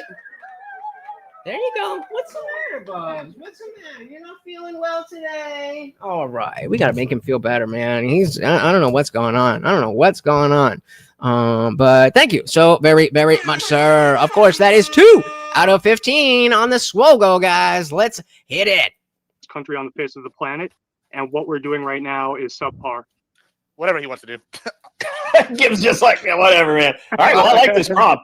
I want to see this prompt done justice, and I will. I'll read it again for you, just because occasionally we do have on some of these more clearly defined prompts, we have people get lost in the sauce and argue the wrong prompt. So, is our healthcare system defined for this purpose as the mechanisms by which people are provided access to doctors and treatment? That would be all of the admin, the way the people our insurance companies I'm already confused work, the way Medicare, Medicaid work, all of that. Not the doctors themselves. We're not saying the doctors are bad. We're talking about the mechanisms that they're provided the access to doctors and treatment. A net positive or a massive burden on the country ending in ever increasing socialism. So is it just are we getting feature creep? So it is a net positive. I can play the net positive. Okay, Gibbs, are you taking the net? You're taking the it's a net loss, right? Yeah, it's bad. It's bad. Okay, so Box, you're going to go first. You get 1 minute. I'll start the clock when you start speaking. You can take a couple of you can. Fair enough, brother. Fair enough. Take a minute to frame your thoughts and then just start speaking. So basically, he's already on the other is side. The best way to do business. And the benefits that we get from, like my mom, for instance, is on Medicaid or Medicare. She gets free government assistance, and it is a net benefit. And I think that if it's done properly, like you say, like it's going to devolve into absolute socialism. That's not necessarily the case. I think we can be smarter about this. I think we're the richest country on the face of the planet, and I think we can do some form of some basic Medicare for all justice in this country. And that's basically the gist of it. Okay, you had 20 seconds left. It is worth it. It's worth it. Okay. All right, Gibbs, start talking when you're ready. Yeah, so modern Medicare for all, or any Medicare for all, is tantamount to two things. It's theft from the taxpayer, and it's modern day slavery. Although some people would argue that it's a utilitarian good for the society, that's an unequivocal falsehood, right? Let's just look at how it's slavery. First, capitalism has raised more people out of poverty than any other system. All taxes stuff. Hold on. It's his opening. Yeah, so not only that, they're going to sit here. Oh, sorry, where we're at. We were sitting here. I just totally got lost here. Sorry. I paused your time. Yeah, let me just give it. What was the last thing I said? You're good. I'm usually not, but I had concussion recently, so I'm a little slower than usual. Okay. Sorry. It is basically slavery. Look at the doctors. Right now in our capitalist system, doctors are paid what they're worth. If you're a plastic surgeon, we've deemed plastic surgery a lot of money worth, right? If you're a brain surgeon or heart surgeon, we save lives. There's a lot of money in this, right? We have a system that saves more lives than the other place. I don't want to live under a social system like the healthcare system in North Korea. Guess what they do there? They harvest organs. Not a system I want to be a part of. Here, it's theft, right? What they do is they take a gun and put it to your head, and they make you pay for coke addicts and hooker fuckers like me. And they're going to go, oh, guess what? This guy, he caught AIDS, and he's going to die of fentanyl, and they're going to make you pay for me. And that is theft. And there's no reason you should do it. That's time, but that was wild. Okay, all right. Look, Gibbs, nice clean fight. Let's keep those ad homs to a minimum. I know you want to go below the belt, but let's not do that. And bots, have fun, man. It's gonna be a good ride. You guys just start talking when you're ready. So all taxation is theft, and it happens to everyone, and it's actually physically happening in the real world right now, whether you like it or not. The idea is what do we spend our money on? How do we focus the resources of the most wealthy country on the face of the planet? And I think absolutely there's a path. What I don't understand is like how healthcare costs different amounts for different people in different places at different times. Well, I'll tell you why it costs different costs. To fix a broken arm, right? If we all knew how much it costs to fix a broken arm, and we're going to fix a broken arm for a person because they can afford it themselves. But not every broken arm is the same. Sorry, that doesn't work. What I'm bringing up here is what you're saying doesn't actually lead to ultimate socialism or communism. Listen. Right? You're doing not every broken arm is the same. Not every broken arm is the same. If I break my arm and bone chips go into my bloodstream, that'll stop my heart. If I get a broken arm and it hits an artery, that's different than if I just break out of like hairline fracture. I've had numerous broken bones. So already, Box, you should be in the mindset of, oh, okay, this is the game he's playing. This isn't like the previous debates where it was being in good faith and actually he's trying to twist things and take into this idea that a broken arm is not a broken arm. Like, okay, fair, but you need to ground that in something and make that a point. Like, what is the significance of that? And I don't remember this word for word. I don't remember my own, but that's what I break my arm and bone chips go into my bloodstream. That'll stop my heart. Because already he's talking about like fringe stuff. Like that's not really what we're talking about. If I get a broken arm and it hits an artery, that's different than if I just break out of like hairline fracture. I've had numerous broken bones, and guess what? That's because I took risky behavior. Right now I have knobs on my feet. Right, I can go pay my insurance. So this is where again, I understand the Monday morning quarterback. So I'm not saying I would have done better than you. We're just all critiquing ourselves here.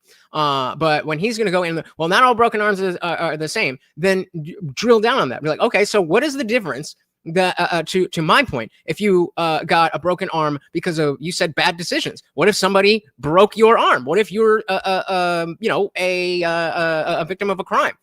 Then it doesn't really matter how severe it is when we're talking about the level of care that you should receive. It had nothing to do with your bad decisions. I just break out of like hairline fracture. I've had numerous broken bones, and guess what? That's because I took risky behavior. Right now I have knobs on my feet. Right, I can go pay my insurance. Why should someone be punished because you made bad decisions in life? Why should I have to pay? Now he's going back to it again. Like, so everybody who's in the hospital made a bad decision for heroin Bob. There's no reason. It's not just that. It is about that. It is about that because what happens is you start with, we're gonna take care of it. You tried. You went in there, and you're like, it's not about that. You said, yes, it is. Oh my God. Yeah. Even if you don't believe it, buy yourself the time. To figure out what you're going to say next, because he's just going and going and going and going. It is about that because what happens is you start with, we're going to take care of grandma. Then he goes, yeah, but okay. So why does that matter? So hold on, I'll start this. I'll drop the link when we're done because I want to let it play out. I'll start this and we'll go through your chats when we're done here. It is about that because what happened, again, Bob, right here, you made bad decisions in life. Why should I have to pay for heroin Bob? There's no reason. It's not just. It's not about bad decisions. You're correct, Box. It's not about bad decisions. But Then you let him go on and talk about bad It decisions. is about that. It is about that because what happens is you start with, oh, we're gonna take care of grandma. Then he goes, oh, we're gonna put little crazy Sally over here in a mental health facility. And then next it's, oh, let's give heroin Bob methadone. And then suddenly we're just giving him meth, and then I'm paying for it with my tax dollars. And that is ridiculous. And we have evidence is happening in numerous countries, and we even have evidence of it happening here. And we. So here you can see you're trying to get in, but he's not gonna let you in. And so yeah, exactly. And so there's a number of ways to do this, but you have to call it out. You have to be like, all right, if you're just going to yell, then, I'll wait until you're done spurging out. I'll wait until you're going crazy, and then I'll talk when you're done. And that makes him look bad because then when he's talking, he actually has to end on a good point. And he doesn't have one. He's just trying to steamroll. And we have evidence is happening in numerous countries, and we even have evidence of it happening here. And we also have evidence of Medicare for All being used by the Democrats to pay for illegal aliens' health care. In fact, Medicare was used under Kamala, when she wanted this, she advocated that she was used to pay for a transgender surgery for an inmate that was an illegal alien. Is that what we're paying for taxes for? Transgender surgeries for illegal aliens in prison? Ludicrous statement here. This is all crazy talk. No, it happened. What if we leave in place? That was a good move. Just calling it out like, no, that whole thing is wrong. And that is a good tactic there because he said a lot of things. And so you don't actually have to prove any one of those things because you're just saying, no, all of that was bullshit. And then if you, I believe you move into what you're saying next.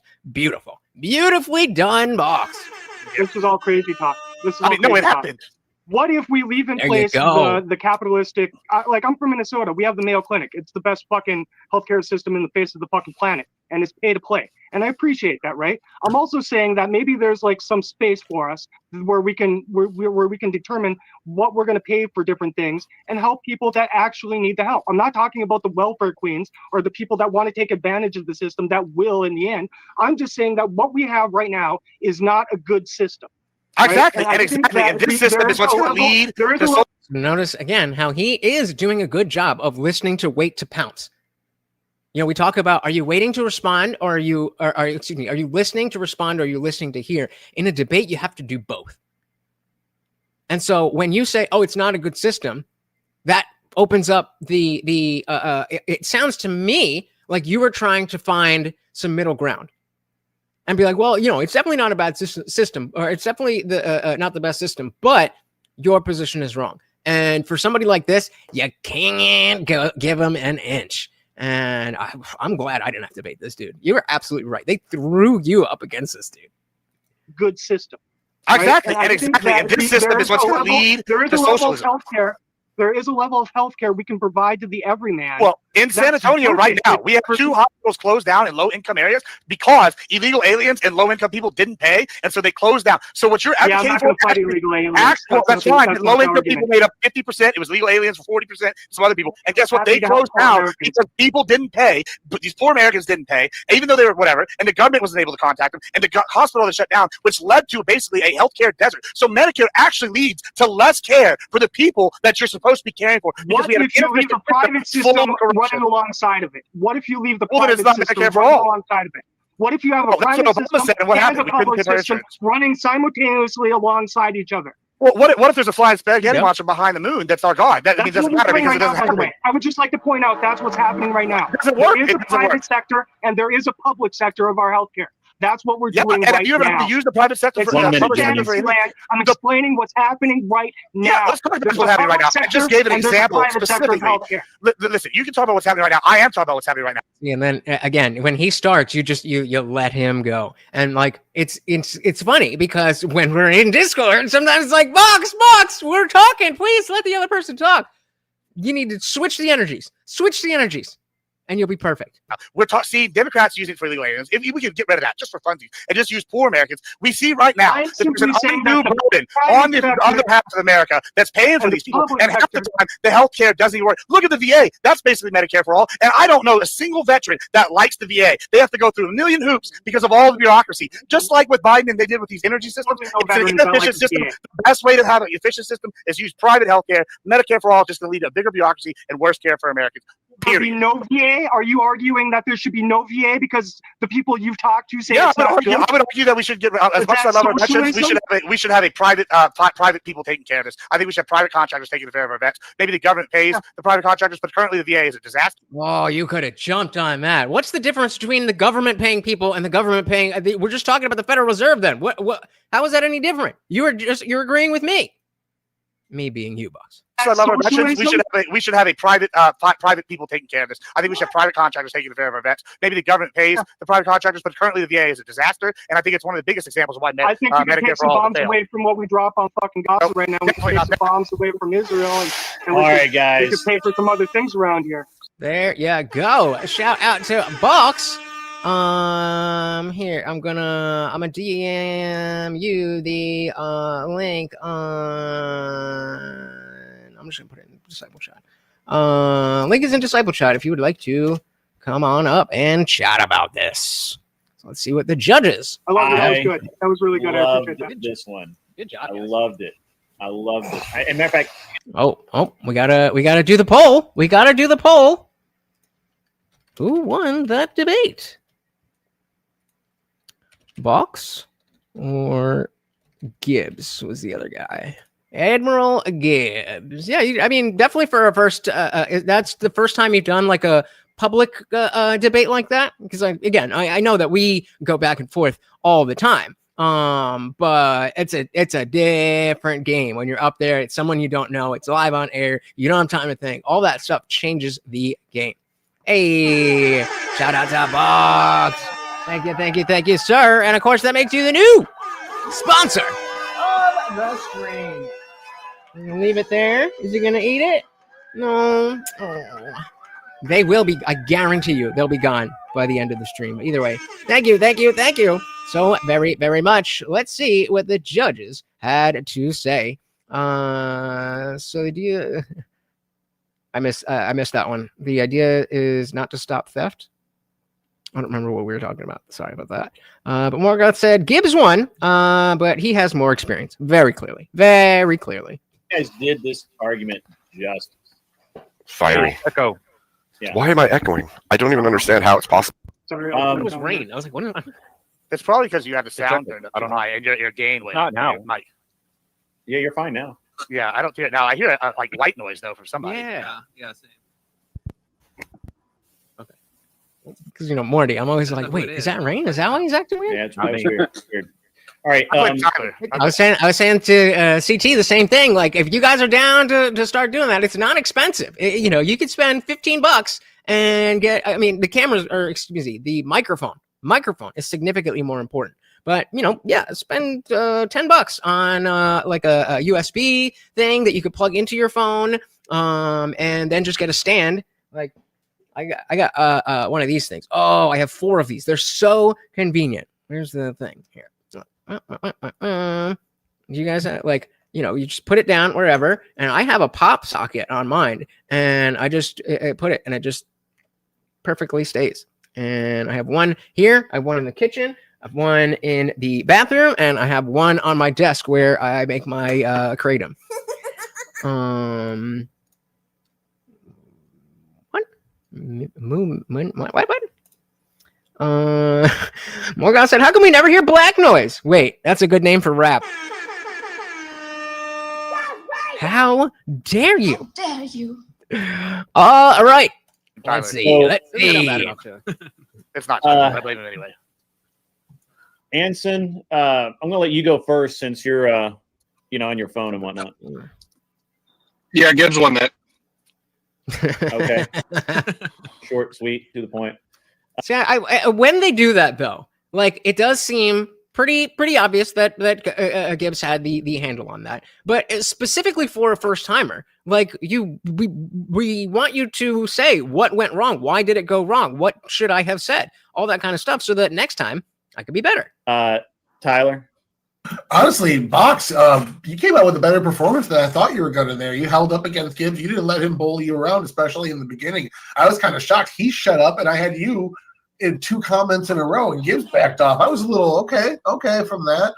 You had a couple good rebuttals, But at the end of the day, you started out with your introduction. And I think you were here for my explanation. I go by your intro. You were saying that we should have some sort of system that does Medicare for all. You brought up the everyman. How do you say the everyman and a system for them, but also exclude people that have bad actions?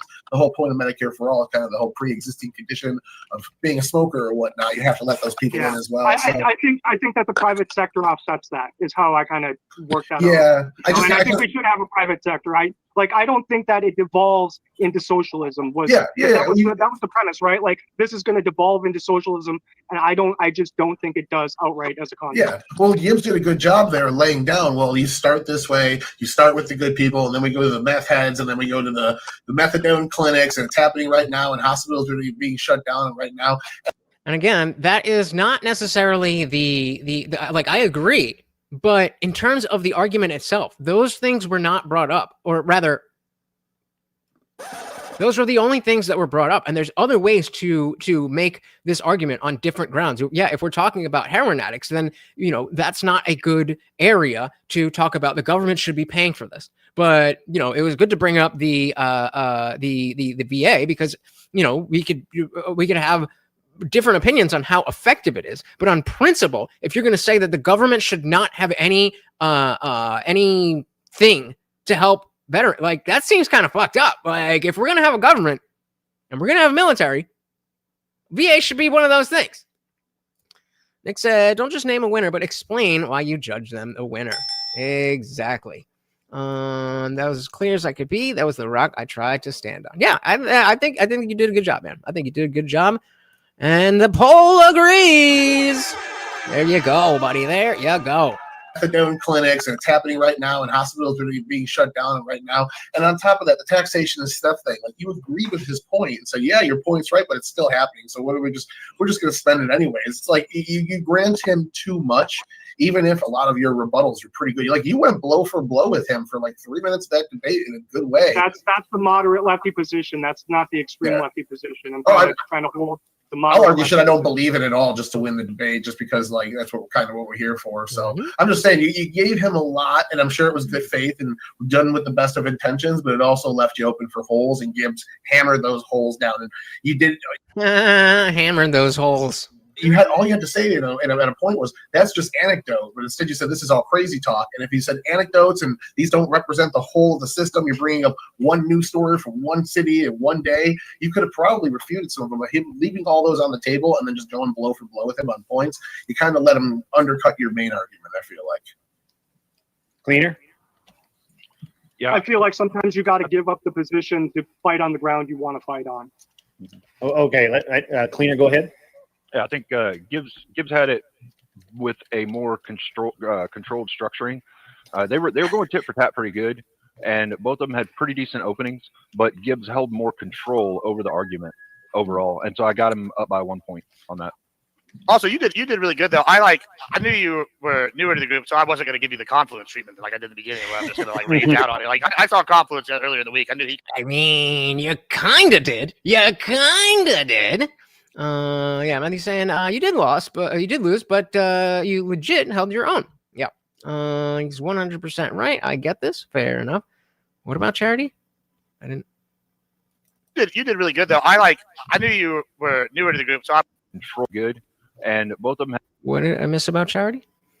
Now, they said Gibbs went off the rails and didn't really argue the point that was asked, and that's why I would have loved to hear more from the guy who just said Gibbs won.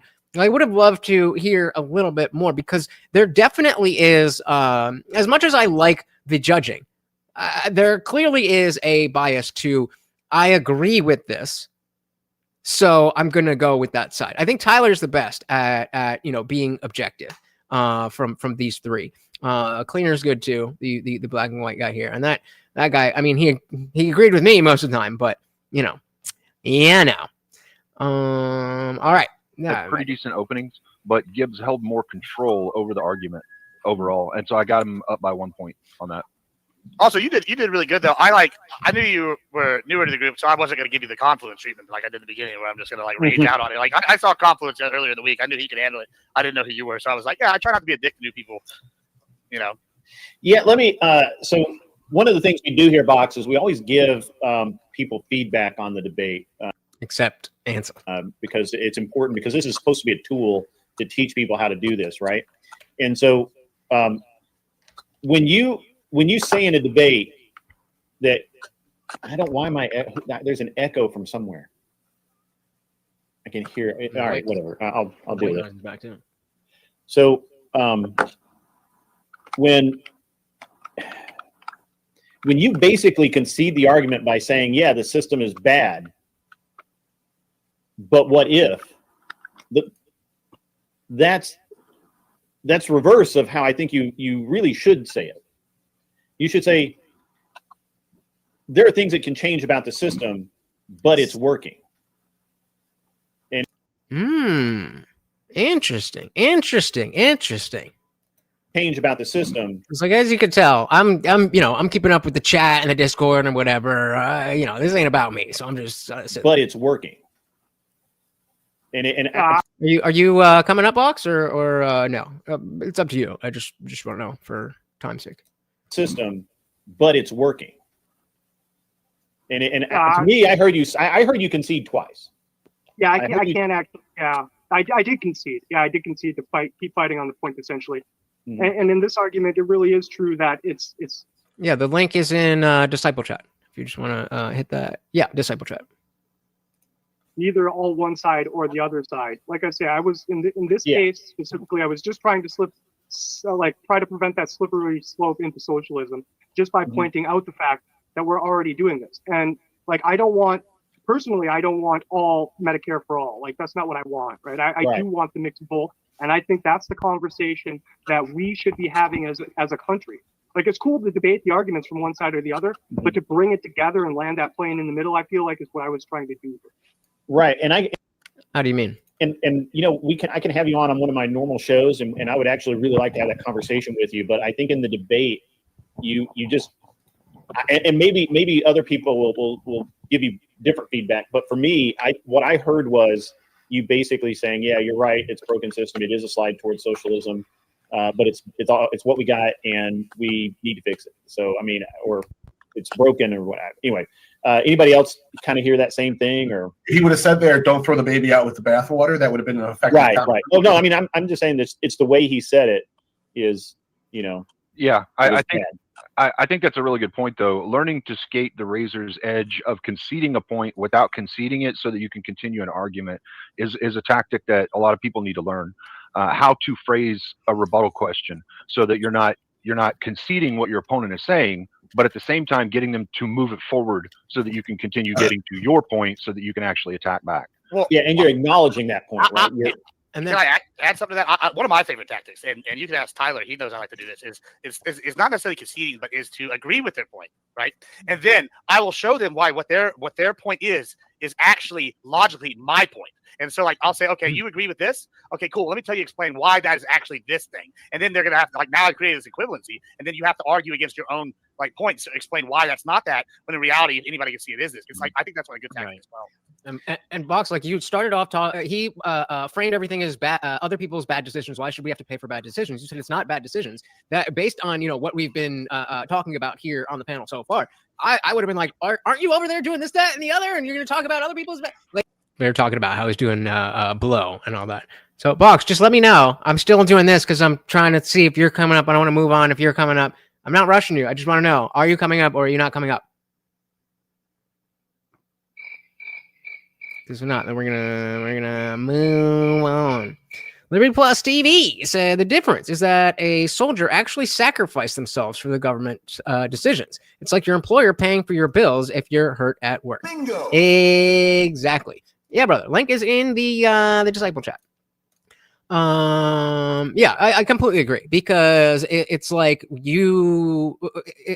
that's not socialism. That's just a fair exchange. I will give you my body and my effort, and if something happens, then because I'm doing it for you, meaning the country, then you take care of it. Matthew said, I see it as a slide towards corruption, not socialism. Too many people are siphoning money off the top before it gets back to the citizens. Ooh. Yep. If Gibson went that way, there is no way. But even if he did, so let's play that out. Let's say Gibbs is saying that maybe if it's not going to lead us to socialism, it's going to lead to corruption. Then that could have been a good argument if Gibbs went with it, but that wasn't the prompt. So if he had called you out on that, then then he'd be like, okay, well, maybe we agree, but that's not what the prompt is. All right, I'm gonna let this play for another minute, just so Box you can see it. If you're coming up, then we'll do that. Otherwise, we're gonna move on. That is another way to move the conversation off of you being so far on your back foot. Yeah, I think though, Indian Jesus, I think that when the way that Gibbs is really smart. Like don't sleep on Gibbs because he's actually pretty smart. I won't. I'm not on that. I won't. Don't sleep on appreciate Gibbs. that whole I'm a dumbass. Don't let him lie to you. Yeah, what Gibbs did is Gibbs literally said, I've broken a lot of bones. I take a lot of risk. I do a lot of bad things, but I pay for it. I'm willing to take care of it. And he nullifies your mom might be really old and poor. Your own mother might be really old and poor, and she might not have done anything to do anything about that. That's what you should have brought up. I feel like as the richest country on the face of the planet, we have an obligation. Wait, Box, you gotta do the thing so your phone switches. We're seeing you sideways. Oh my God, I'm sideways. For here, you could be. You could do that. I don't know. Oh, we lost him. We lost him. The rest of our citizens. Mama should have worked harder. That's a good argument. Hold on. Box. That's a great argument for a restructuring of Medicaid. You can say, look, you know what? I can agree with you, Gibbs, that there are waste. There are things that can be corrected, but we still have to take care of these people. That's what Cleaner was trying to give you earlier is there's a way to just acknowledge. So Gibbs does this whole like a not shotgun blast, but a very argument for a point. Yeah, it was hard for me not to jump to Social Security, honestly. That's what right. I wish you had. That would have been fun. Yeah. I thought your VA. There we go, Boxy boy. Welcome. Very good to see you. Oh, did he freeze? Oh, there we go. What's good? So I just first want to ask you about your experience doing that. That was your first kind of debate that was broadcast, that was public? Yes. How did you feel? How did you feel going in? We all spar with our friends in Discord and shit, but yeah. Sure. This is a different game. Yeah. It seemed friendly enough. It was friendly enough. Yeah, they do. Bro did work out. He definitely did. It was like, again, a back massage with a whole bunch of arguments. Like, okay, we'll soak all this in. It's just kind of like logging all of them away one by one kind of a deal. And then I was like, I'll figure this out later. Looking back on it, what's the one thing that you wish that you would have said or done? Like I was talking about, I wish I would have drilled down on that. I wish I stuck with the queer thing in my debate. There's nothing there. It was just that it was an argument that they don't agree with fundamentally. That's basically what ended up happening there.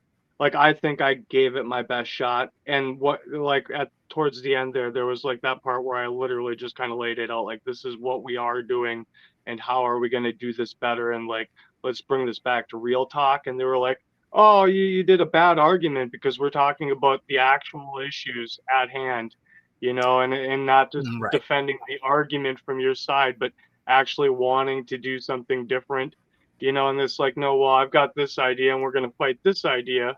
And I was just more like, hey, man, could we do this if you do that? Or maybe like, how does this work out kind of a situation? Yeah, that's more of a collaborative type of deal. It was two different worlds. It was like the fight for the fight, which I love and I can deal with. And then the other side of that is like the actual issue, like Social Security right now is out of hand. Medicaid is fucking out of hand. All these things are completely the Department of Defense, the Department of War. My bad. The Department of War is out of hand. I appreciate they renamed that so that we don't have any euphemisms about what's going on with that, to be fair. Right on. So I'm hoping that we'll see you up on that panel again. Right now, what we do have going on though is there is a level of private healthcare. Like I say, I can go and I can just go down to the ER and I can pay for service. I can give them my debit card or my credit card and I can pay for service. That's cool, right? But like when Aunt Jemima, breaks her leg and she ain't got nothing left, it's like, come on, man, can't we help her? We can help her. We can definitely fucking help. This isn't her fault. She tripped. So what? She's fucking fat. She might have tripped if she was skinny. She might have ran into a tree snowboarding if she was skinny. No one gives a Exactly. fuck. People should be helped when they need help. And I And think I think that you. we have, I'll come back. in a real world level, we have to define how we're going to pay for that. Yeah, and I what think if that you were service able looks to, like. I think if you were able to drill down on the bad decisions thing, like that was the wide open door for you. That we're talking about bad decisions, and like not all healthcare decisions are coming from bad decisions. So yeah, I feel you that it's not like, okay, I wish I did this, I wish I did that, I wish I did that, but it's hopefully you gained a little bit of that experience and put you dipped your toe in the water and kind of know what to expect, so that next time you're like, okay, I don't really know specifically what I'm supposed to do better, Yeah, but I like kind of know what to like expect. I said in the beginning of that thing, I feel like I can do most of the arguments, right, fairly well, right?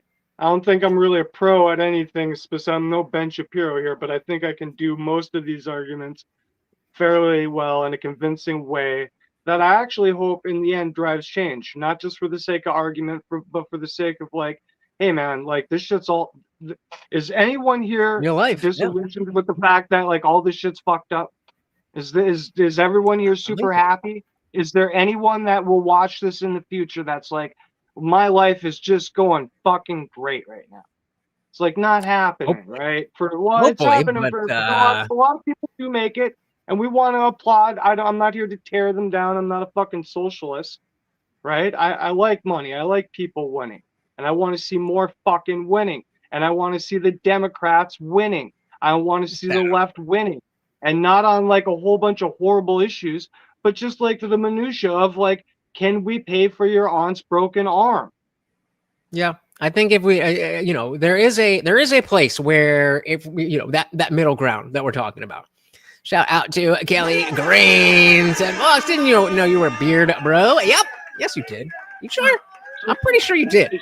But either way, so all right. So we still got the debate with the lady. Box. Any final words for the people? Here. Yeah. Any final words for the people? The floor is yours, sir. Yeah, please. Let's just get all this stuff together, man. Like, I like the fight and stuff, but we have to do something because this is all falling apart right in front of our eyes, I feel like. And it's not just a leftist idea, it's actually physically falling apart right in front of our eyes. And like, people should just get engaged and do what they do and just try to just do the best and help each other out, man. We're fellow countrymen and we all deserve it. It's America. Fuck yeah. Dilly to Love that. you guys. Thank you so much for joining, brother. Shout out to Box, who, if you just missed it, we did just see his debate on this panel, and I've saved the best for last. The best for last. I'm gonna make this chick cry. Actually, it wasn't me specifically, but we'll get into it. But first, let's shout out our boy Gabriel. Welcome to the party. I like this one better. Welcome. Box 2028. Maybe. No, but maybe some people. Let's say 2032. We got Adam in the building. Welcome to the party in America. Fuck yeah. All right, guys. Welcome to the party, sir. All right, guys. I have been waiting to show this to you guys. For those of you who are there, I appreciate the support. I appreciate you being there. But if you missed it, oh, did you miss it? Now, this is, there's more than just the debate. So we're going to get to the debate, but there's a lot of making fun of this girl that is very funny. So let's do it. I'm okay with Kel versus Jeebus if they want to do that. I'm down. All right, cool. All right. What do you want to debate? There are a number of different areas. Seems like dating stuff might be a good place to start. She's a feminist. Like, I don't know, something specific on dating or feminism or women's rights or something like that. That was a question. Is she alive? Yeah. No, I'm pretty apolitical. I She's can go thinking. anywhere. Okay, Yeah. so I'm pretty apolitical these days. More of a pacifist. So, how about a speed this up? Just we'll figure it out. Just again, I want you to get to the full Monty before we actually get into it. Something like most men are invisible to women. And so as you can see, it's just on the fly, like whatever we can come up with. That is a little too vague, and it's really not that's like a statement, not a debate. Let me go over here to my DGen. Yeah, it's a statement. So one person agrees and one person doesn't agree. I do have a DGen category of debate topics. Thanks, Anson Knowles, by the way, for providing those. Yeah, and he said if the crazy leftists would pipe the fuck down and allow the boxes out there to rise up to the top, I would not be opposed. Just can't back the suicidal empathy some of them have. Bingo. Yeah, absolutely. Absolutely. I mean, it's not a matter of anybody who is a liberal is automatically evil. It's just that a lot of the ideas are bad, and there's no way to discuss that. And here we have Box willing to discuss that. Very, very simple. Anson Knowles, by the way. Lord. Deep in the vault. Really should never see the light of day. Come on. And again, the dead air, like the 19th, I mean. So, I can repeal the 19th. I mean, someone was talking about repeal the 19th in the chat. I think I might have said it as a joke because I don't believe that we should repeal the 19th. But how can I ain't scared of no girl? What did you have? I prefer repeal the 19th is great. You guys want to do repeal the 19th? I could. I don't love it. What did you have? I've got. It's almost like 90% of us are centrists. Almost. I got a couple. Like I do. It's so unfair to kill. Should alternative sexual practices be embraced as personal freedom or scrutinized for their broader influence? I would say both. So, but yeah, that's such a vague debate topic, honestly. Yep. That's the liberal in me. Okay.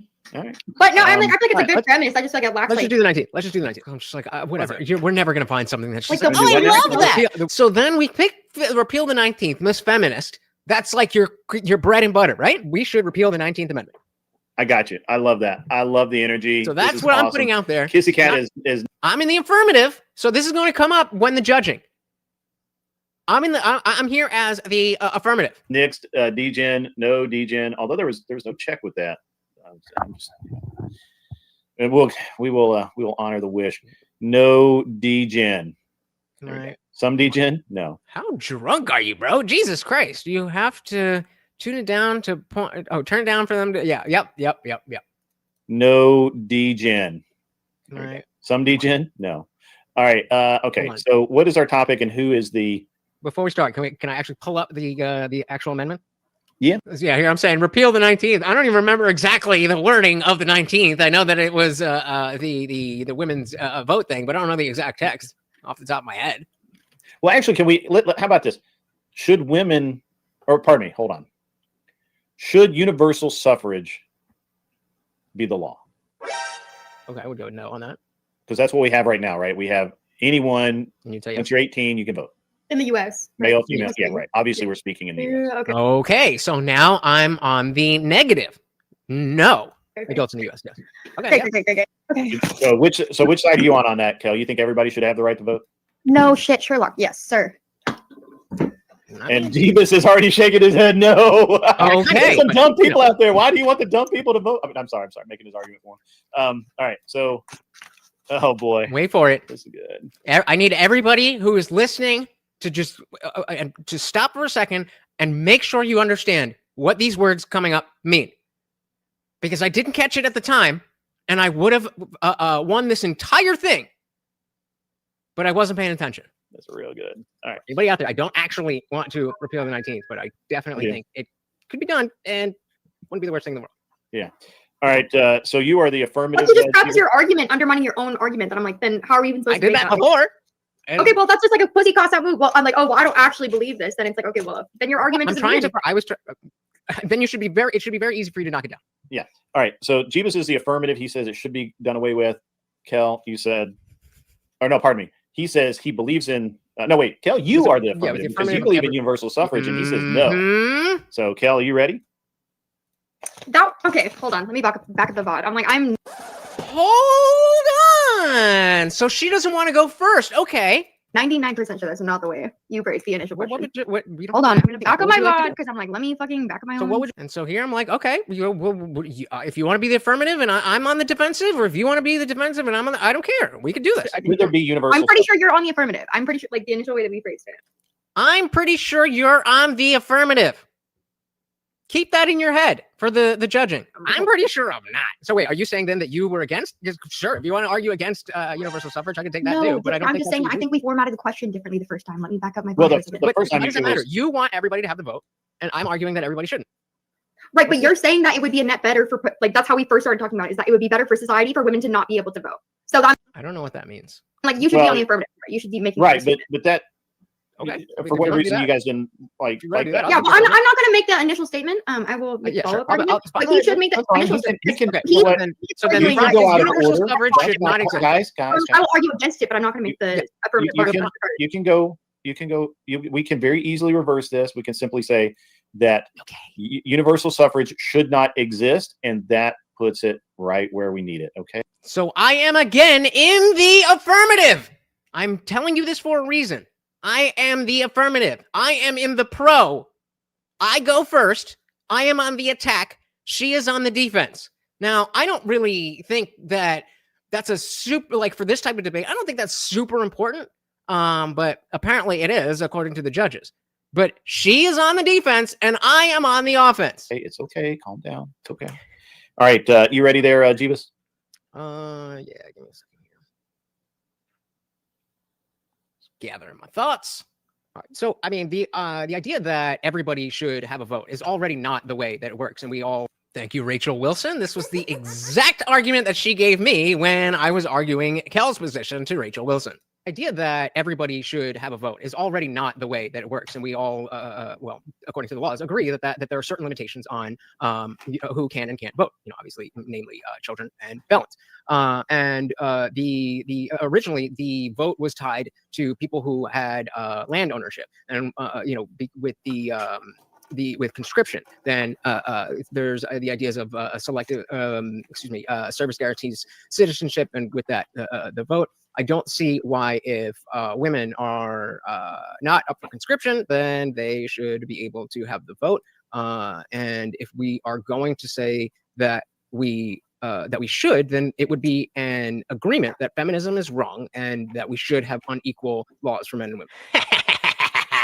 I just had to throw the feminism in there because I wanted to throw her off, and I wanted to get a little under her skin. So that is essentially the argument that I'm making, that nobody, where did universal suffrage come from? That's not how, there's nothing in our founding documents about it. So why should we have it?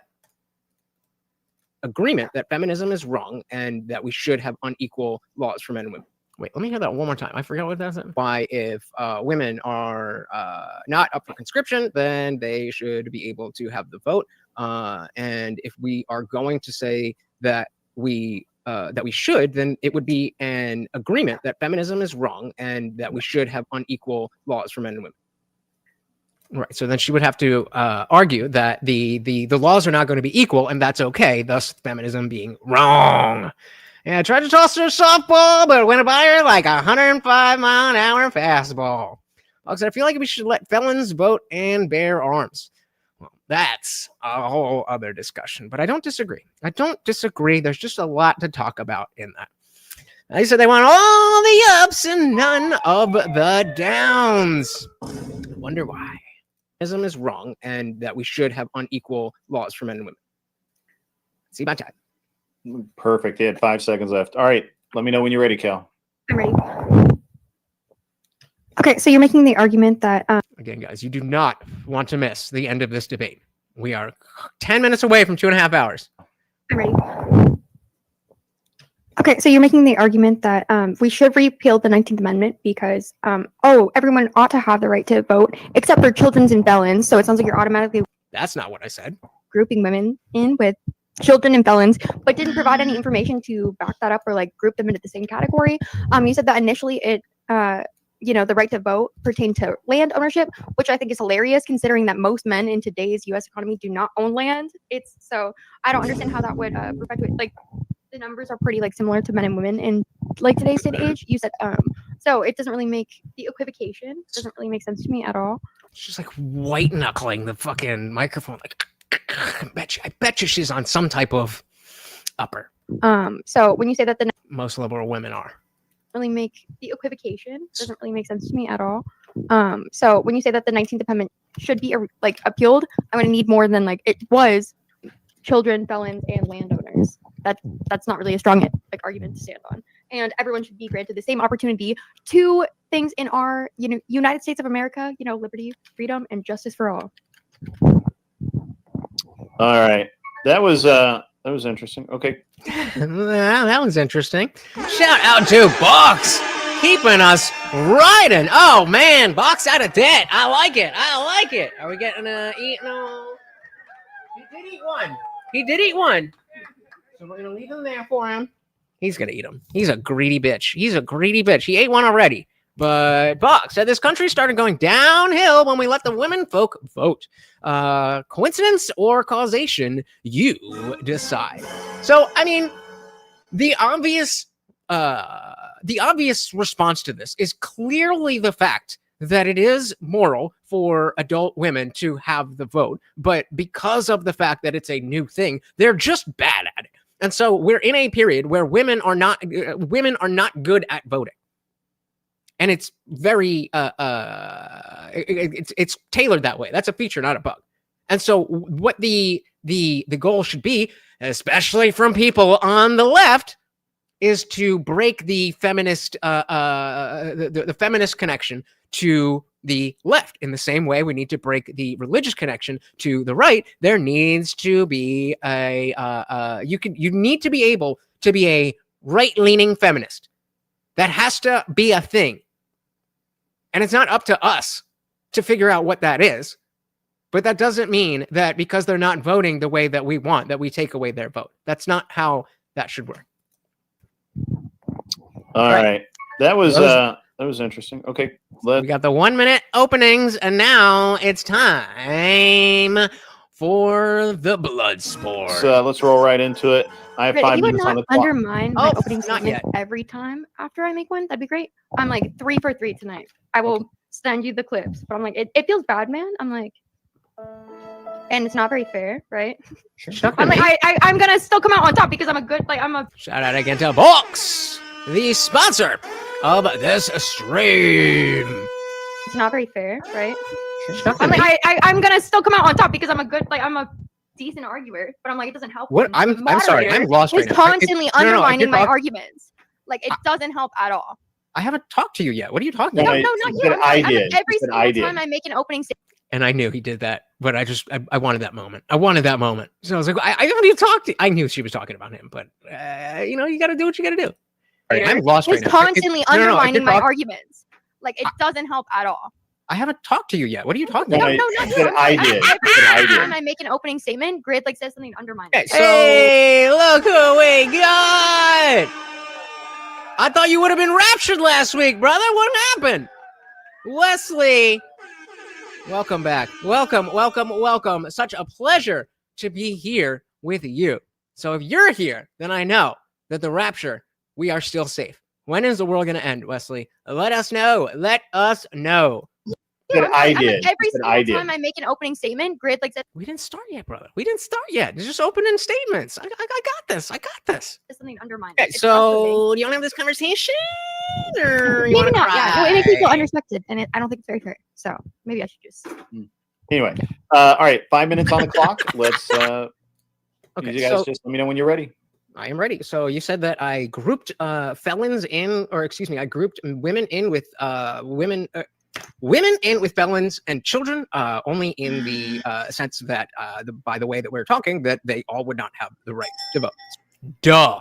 So let me ask you this. If we went back to only, as you brought up, that there's a pretty even split of men owning land and women owning land, if we went back to only land ownership guarantees a vote, would that be okay? Well, when you said they all would have the right to vote, you weren't prefacing that you were talking about that in a historical context at all. You said the only people that were initially allowed to vote is children and felons, and then people that own land. The only people that are allowed to vote are children and felons.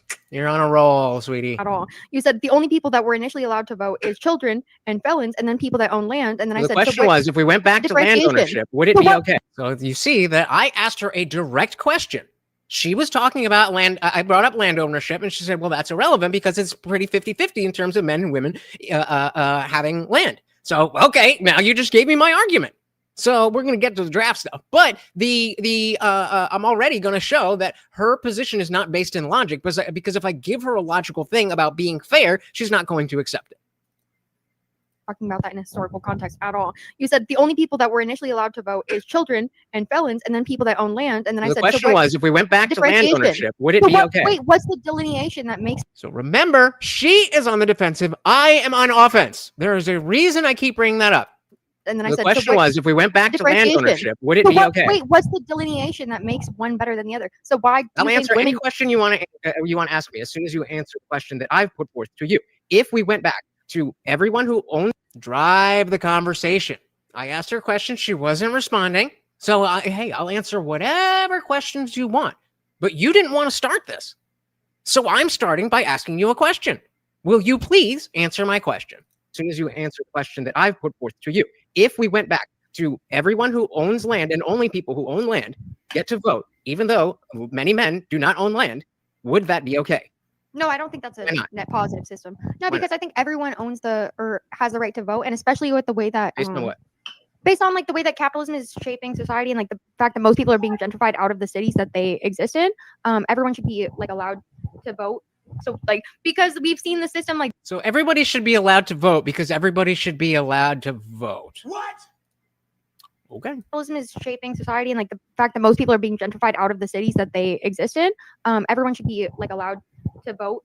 So like, because we've seen the system like benefit like millionaires systematically for decades, and so it's like if only those people are allowed to vote, then it's going to be an intrinsically unfair system. It's going to be a monarchy. Why? Like, why would it be intrinsically unfair? Do you think millionaires all think the same way politically? No, but I just think that if people have power and like they can gain that power based on like increasing rent and all the. Notice the constant confused facial expression. That is not an accident.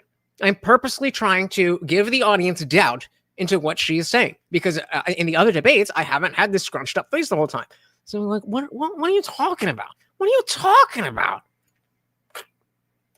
It's a game, baby. It is a game. How would it be intrinsically unfair? Do you think millionaires all think the same way? Wait, what do you mean she's right? Why? Politically? No, but I just think that if people have power and like they can gain that power based on like increasing rent and all this other stuff that we've seen systematically throughout the decades, then why would we? Yeah, because if most people don't own land, then I wouldn't hand the majority or the vote of who rules the country over to the minority. I'd hand it over to the majority. So then the idea about knocking down my thing about land ownership being relevant to what we're talking about, because today most men also don't own land, is irrelevant.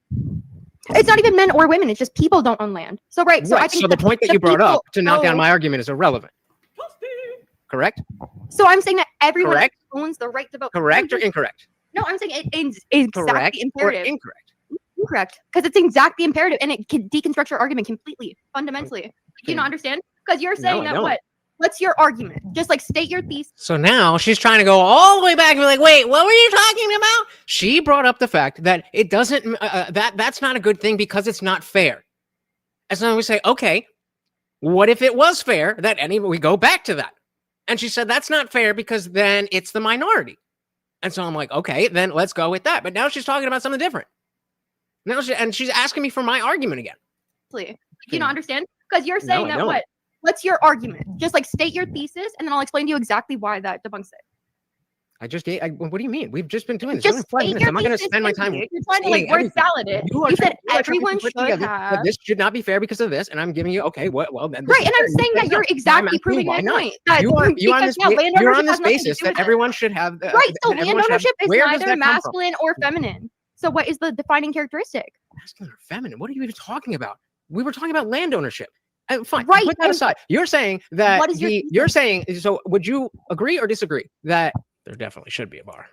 I'm totally fine with the citizenship test. You have to take a citizenship test to get your right to vote. Totally fine with that. If you can't pass a citizenship test, then you shouldn't be voting. Shout out to Waco Mine. Welcome to the party. Very good to see you. I am currently dismantling this young lady. It's kind of feminine. What are you even talking about? We were talking about land ownership. Fine. Right. Put that aside. You're saying that what is you're saying. So, would you agree or disagree that American culture is better or worse than it was 70 years ago? Can you restate your thesis? Would you? No. Can you? My thesis that not everybody needs that the notion that everybody should get the vote is wrong. Not everybody should get the vote. That's my thesis. So you still have yet to say why. So then I just went back and not everybody should vote. That's my thesis. Not everybody has the right to vote. So she spent the last 2 minutes trying to get me to restate my thesis. For what purpose? It was 70 years ago. Can you restate your thesis? Would you? So again, I asked her a question. You were talking about people voting increases the well-being of a society. So okay, let's test that. In the last 70 or whatever years, has culture improved? Can you restate your thesis? So would you agree or disagree that American culture is better or worse than it was 70 years ago? Can you restate your thesis? Would you? No. Can you? My thesis that not everybody needs that the notion that everybody should get the vote is wrong. Not everybody should get the vote. That's my thesis. So you still have yet to say why women should, because everyone has anything about women. Wait, so women have the vote right now, right? Women and men, right? Mm-hmm. So you're saying that should be re-appealed.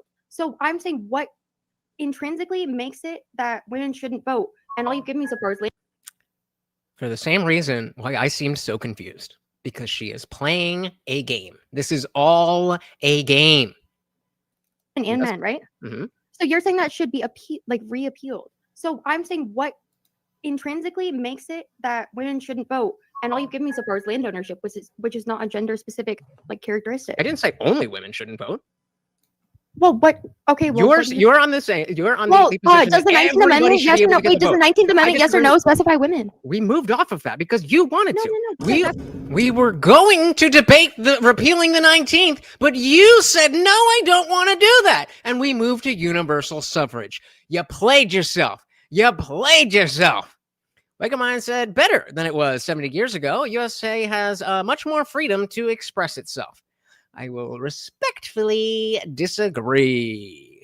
Well, but okay. Well, you're on the same. You're on the position. Does the 19th Amendment yes or no? Wait, does the 19th Amendment yes or no specify women? We moved off of that because you wanted to. No, we were talking about univeral suffrage. That's why you said everybody should be able to get to. Hold on, Nick. This is not about debate. This is about women. Women inherently understand that they are constantly being perceived. And this isn't even like a knock on women specifically. Like any girl, by the time you're like 7, 8 years old, there are fucking weird ass people sexualizing you and looking at you and judging your perception. You ain't gonna get me to say that men don't have our own issues for sure. But let's not pretend that women don't inherently know how to curate their image.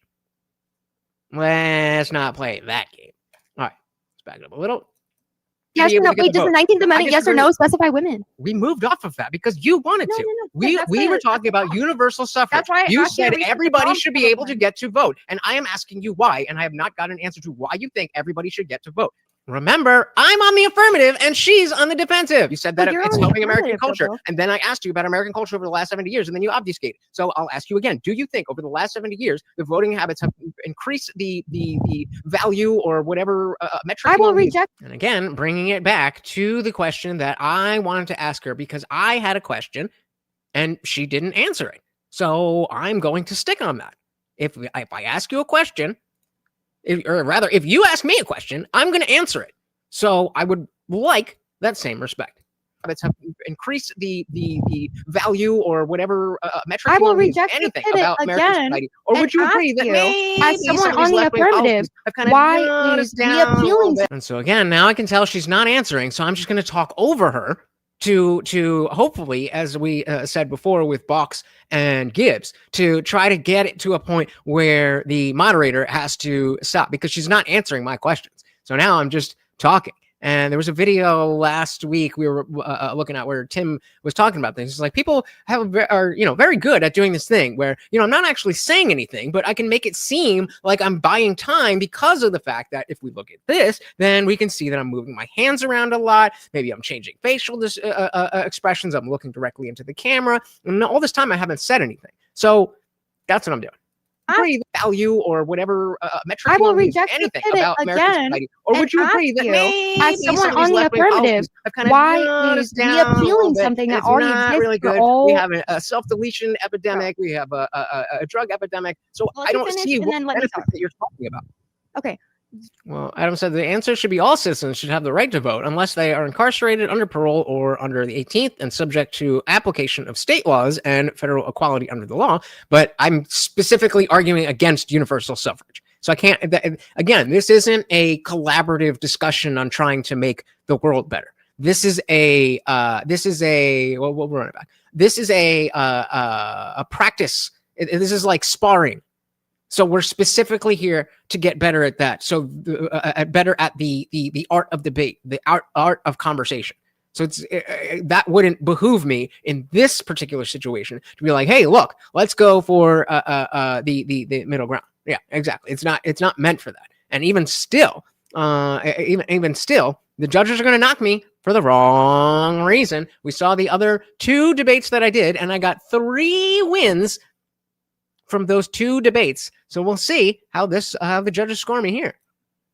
All right, we're back a little bit for Box value or whatever metric. I will reject anything it about. And yeah, this might be a common thing. Every Friday we hang out for a little bit, then I go on to the panel and I'll keep my stream open, and we'll be able to hang out. And then whenever I'm in one of these debates, then we'll come back. You'll watch me up there, but. I like this. I like this. So actually, I'm going to do a poll for that and see what you guys feel about that.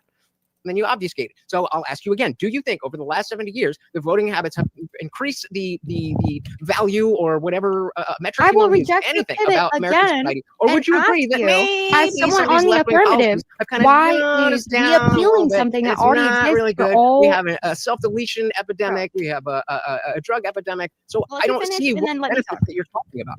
Okay. You are on the affirmative. You're saying that we should reappeal women's right to vote. She just said it. She just said it. You're on the affirmative. You're on the affirmative. So I'm putting up a poll here. When I say companion stream, it's what I just said. So like if I'm on the debate, you'll see this. If I am not in the debate, then it'll be like this, where we can talk about it. You guys can be in my chat as well as the other chat. The companion stream, that's what that means in the poll that I just dropped. Of a drug epidemic, whatever metric. I will reject anything it about American again. society. Or would you agree that maybe as someone some of on these the left-wing affirmative, policies have kind of why brought us is down a little reappealing bit, something and that it's already not exists really for good? all? We have a self-deletion epidemic. We have a drug epidemic. So Well, I don't see and what then let me benefits talk. that you're talking about. Okay. You are on the affirmative. You're saying that we should reappeal women's right to vote. I'm saying why? And No, you're I'm saying we should repeal everyone's right so to what? vote. So what It do you should not think? be. So we should start to not rework be- the system you from the ground up. You sound like a moved crazy off- liberal. You moved off of the 19th because you didn't want to No, do it's that. not about. You can't we let your moved- opponent we move moved- off of the we prompt. So moved we're going to to get back to universal the prompt suffrage. because That we're in a means debate about everyone that gets prompt. to vote. Has nothing to do with men, women. You changed it to universal suffrage. That Yeah, means everyone gets to changed vote. And the I disagree that everybody should get to vote. Why do you think that everyone should get to vote? Oh, wow. 4 yeses. All right. I will take that. I will take that. And as you can see, if you're just joining us, as the panelists are joining back, the judges are there, the moderator, all of that stuff. So I'm very happy that you guys said yes, and we are going to do it. Box said more voting equals more good. My personal opinion. I agree on a long enough timeline. People are in the same way.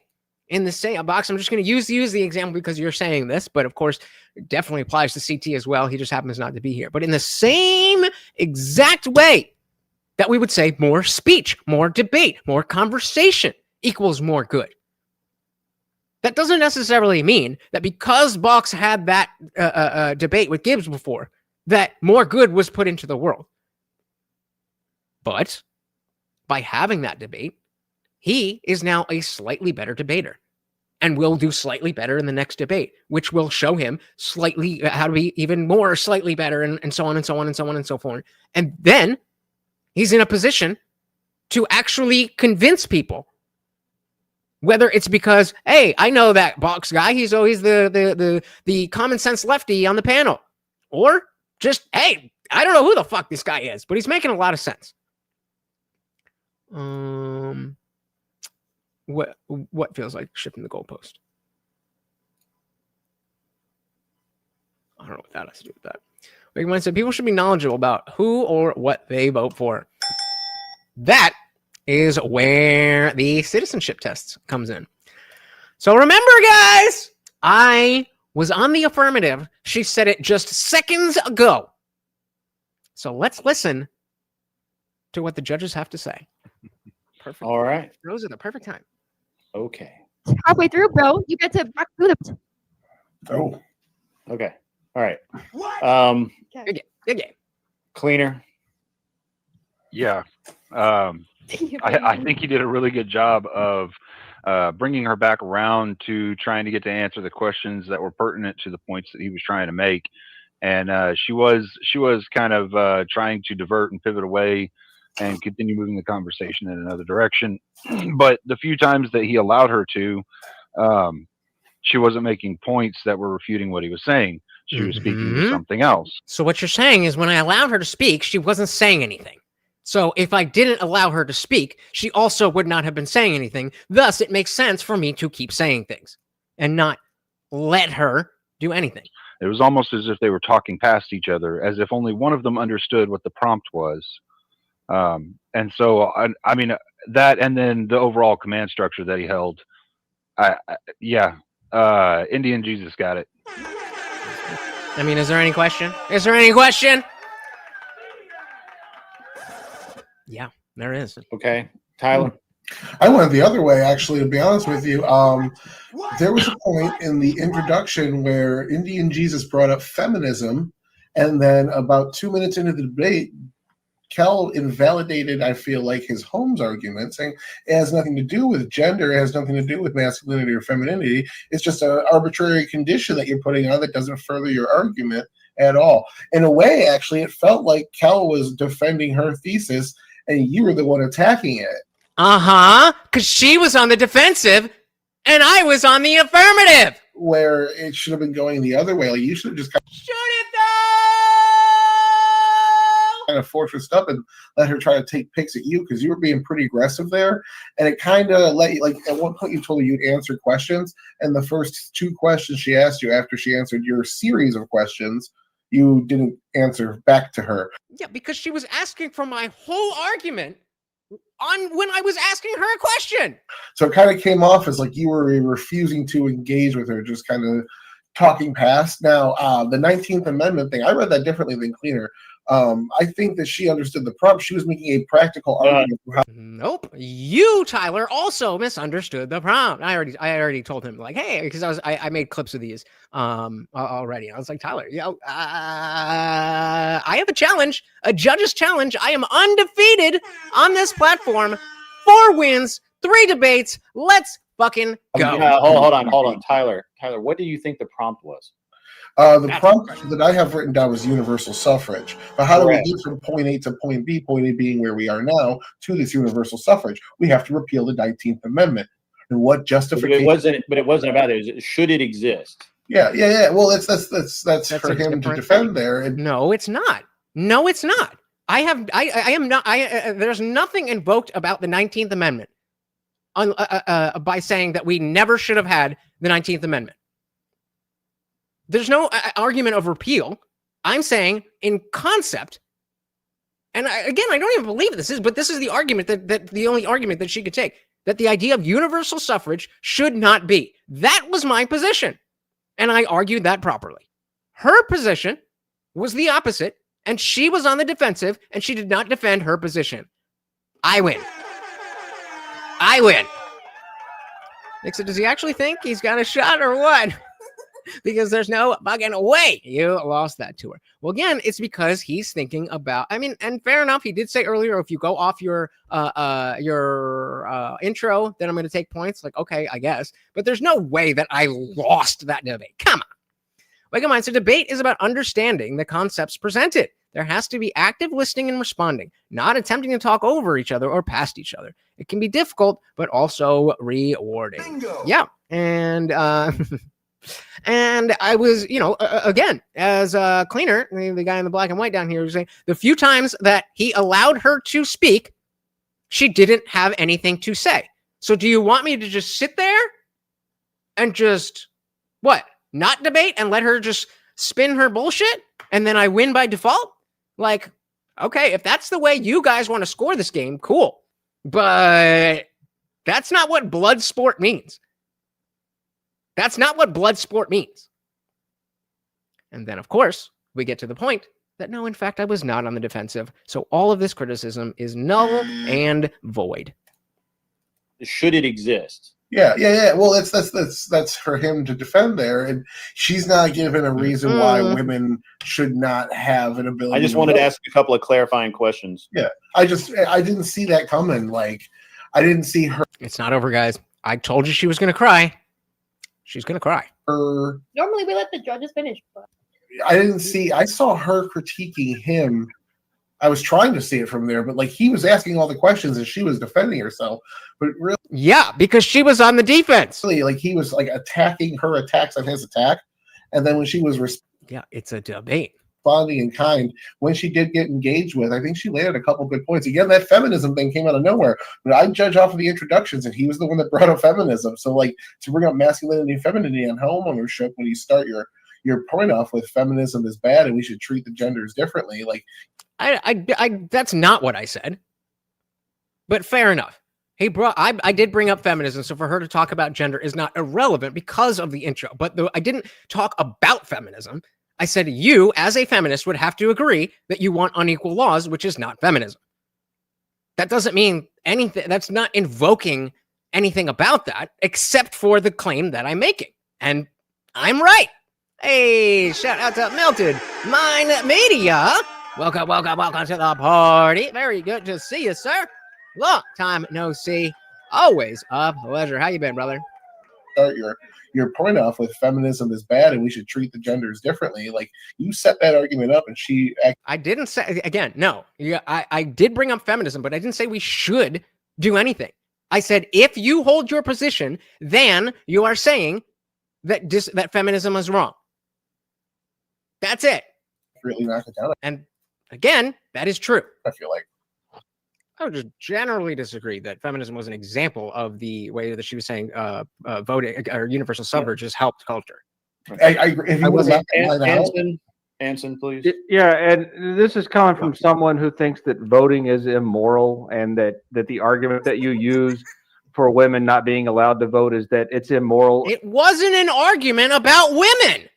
It was an argument about universal suffrage. So why would we force immoral activity upon our women? They're supposed to be the gentler of the sexes. But in terms of the debate, Kel, you did not make any assertions at all in your opening. And that was wonderful.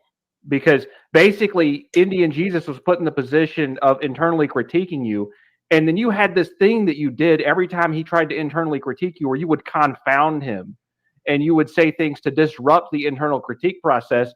by saying, was that restate your thesis? You were like basically trying to get him to pivot off of his internal critique, and I thought it was an effective method of basically screwing with him. And he's shaking his head. Yeah, but I agree. That is an effective. That was an effective thing that threw me off. But you didn't accomplish anything, except for doing that. I was thrown off, and then I caught myself, and you didn't use that to your advantage. yeah, I thought it was a very unique way of dealing with that debate. Dealing with getting steamrolled in a debate. Like what? What? Kelly said, comedy debate guy reminds me of Idiocracy. There goes that fact talk again. And that was actually pretty good. And I actually. Was it though? I gave negative 12 points to Jesus and negative 3 points to Kel. So I thought Kel actually that was probably the biggest blowout of the night from my scoring methods. The biggest blowout of the night. Beta. Okay, dude. Oh, interesting. Because I didn't think Kelly even understood the prompt. She kept arguing about it. You said the exact same thing last time, and I'm like, I'm honestly like, I respect you so much, Grid. I said she was going to cry. I deliver on my promises. Well, hold on. Let me finish what I'm saying. No, I'm like, I'll review the VOD tomorrow, but I'm like, it's super insulting that every single time I finish a debate, you're like, it's like she didn't even understand what you're talking about. I'm like, that was on the stream. I did that on the stream. Look, here's the thing. If you're going to let me explain, and I do let you explain, and you say the same thing every time, and it hurts my feelings. Someone just told you that you had the biggest blowout against me of the night, and like, I won. Don't forget, guys, that I won twice in one game. You don't understand it. This is someone I look up to like a father figure, and it's frustrating for him to have. Well, I'm trying to. Universal suffrage is men and women voting. Universal suffrage is what we have now. He made the very effective point in the beginning that not pretty. Where's a pretty woman?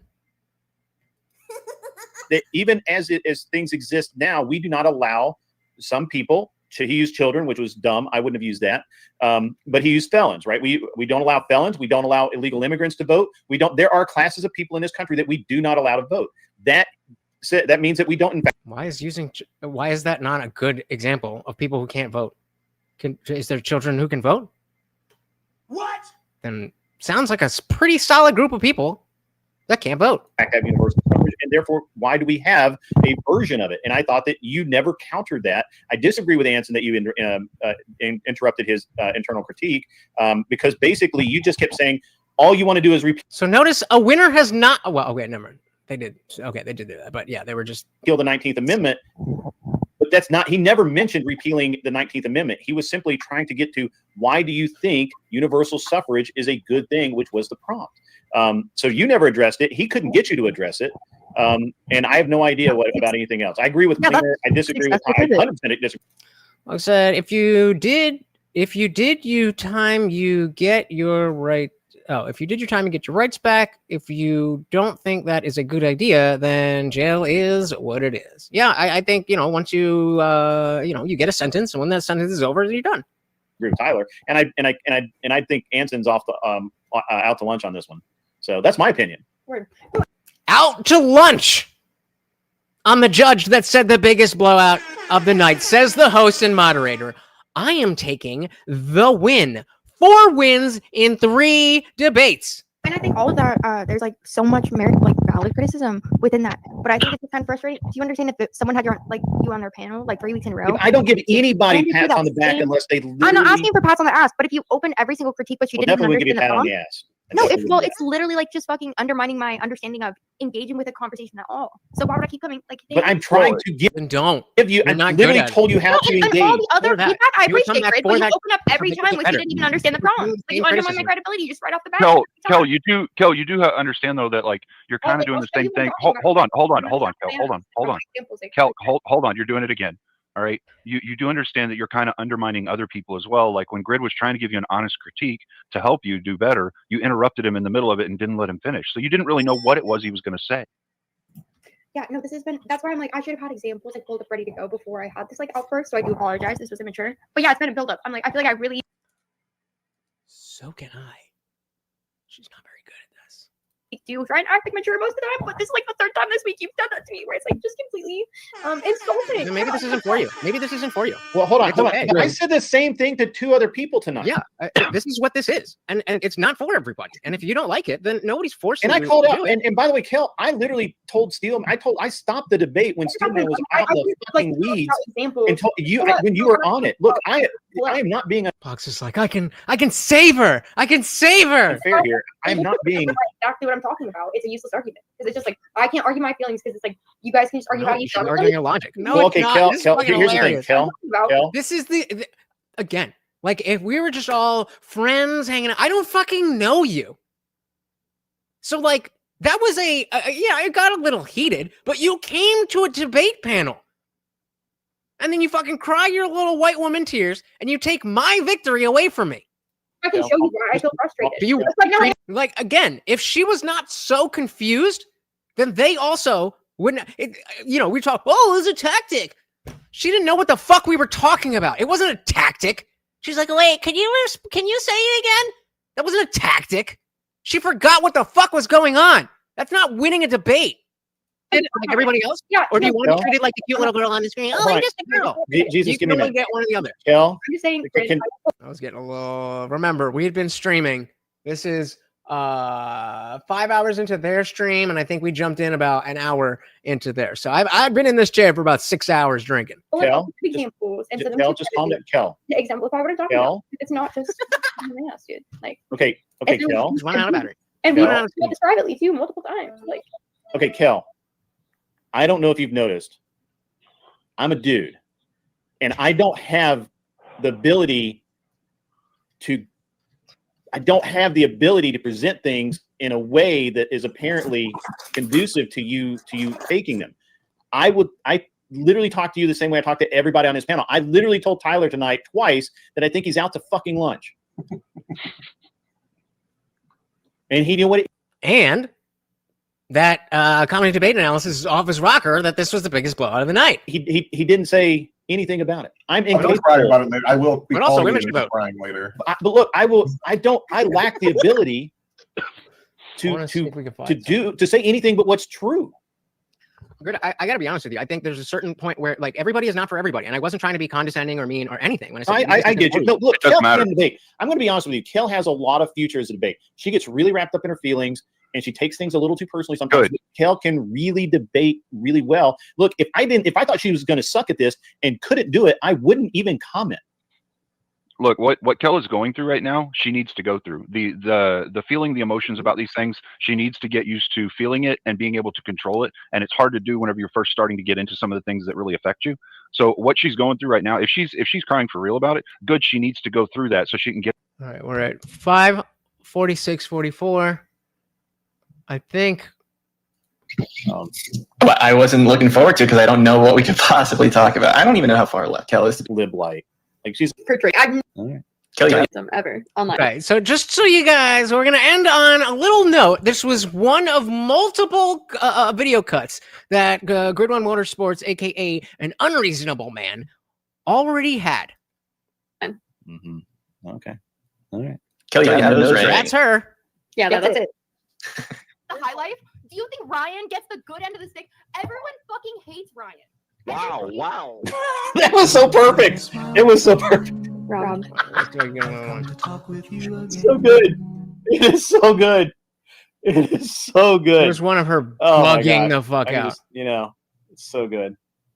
Just for Ryan, testy. Oh, that was justice. That was justice for. Shut the fuck up. Well, I mean, check out the entire thing is linked in the description below. Please go head out and subscribe to An Unreasonable Man. Seems you guys like this whole deal, and I very much enjoyed that. It did take a lot of time, but I had a good time, and I think if I set it up so that I'm streaming as well, likely I'll be upstairs, and I'll be on their stream through my laptop, and then I'll have my phone set up so that we can talk, and I think that'll be good. And then those of you, again, it's an open panel, so if you guys want to try your hand at it, please come up and we would, and yeah, that's the other thing too. So, Friday will start at 8 p.m. and we'll just do debate prep. So between you and Guamtech and CT and whoever else is interested in doing that, we can warm up for an hour and a half or so. Then he usually drops the link about 9:30 p.m. Eastern, and then we can get into it. Obviously, that would cut into the after party, but I think in terms of entertainment value as well as, hey, I need this for my career, I think it's reasonable to say the after party, and I mean, we don't have to be not in the Discord, but just say a specific party time. We don't need to do that, but I want to give a big shout out to all of the donations. We had KFT member for over a year, and then a $5 make you holla. We had Box coming in with the $1 make you holla. And again.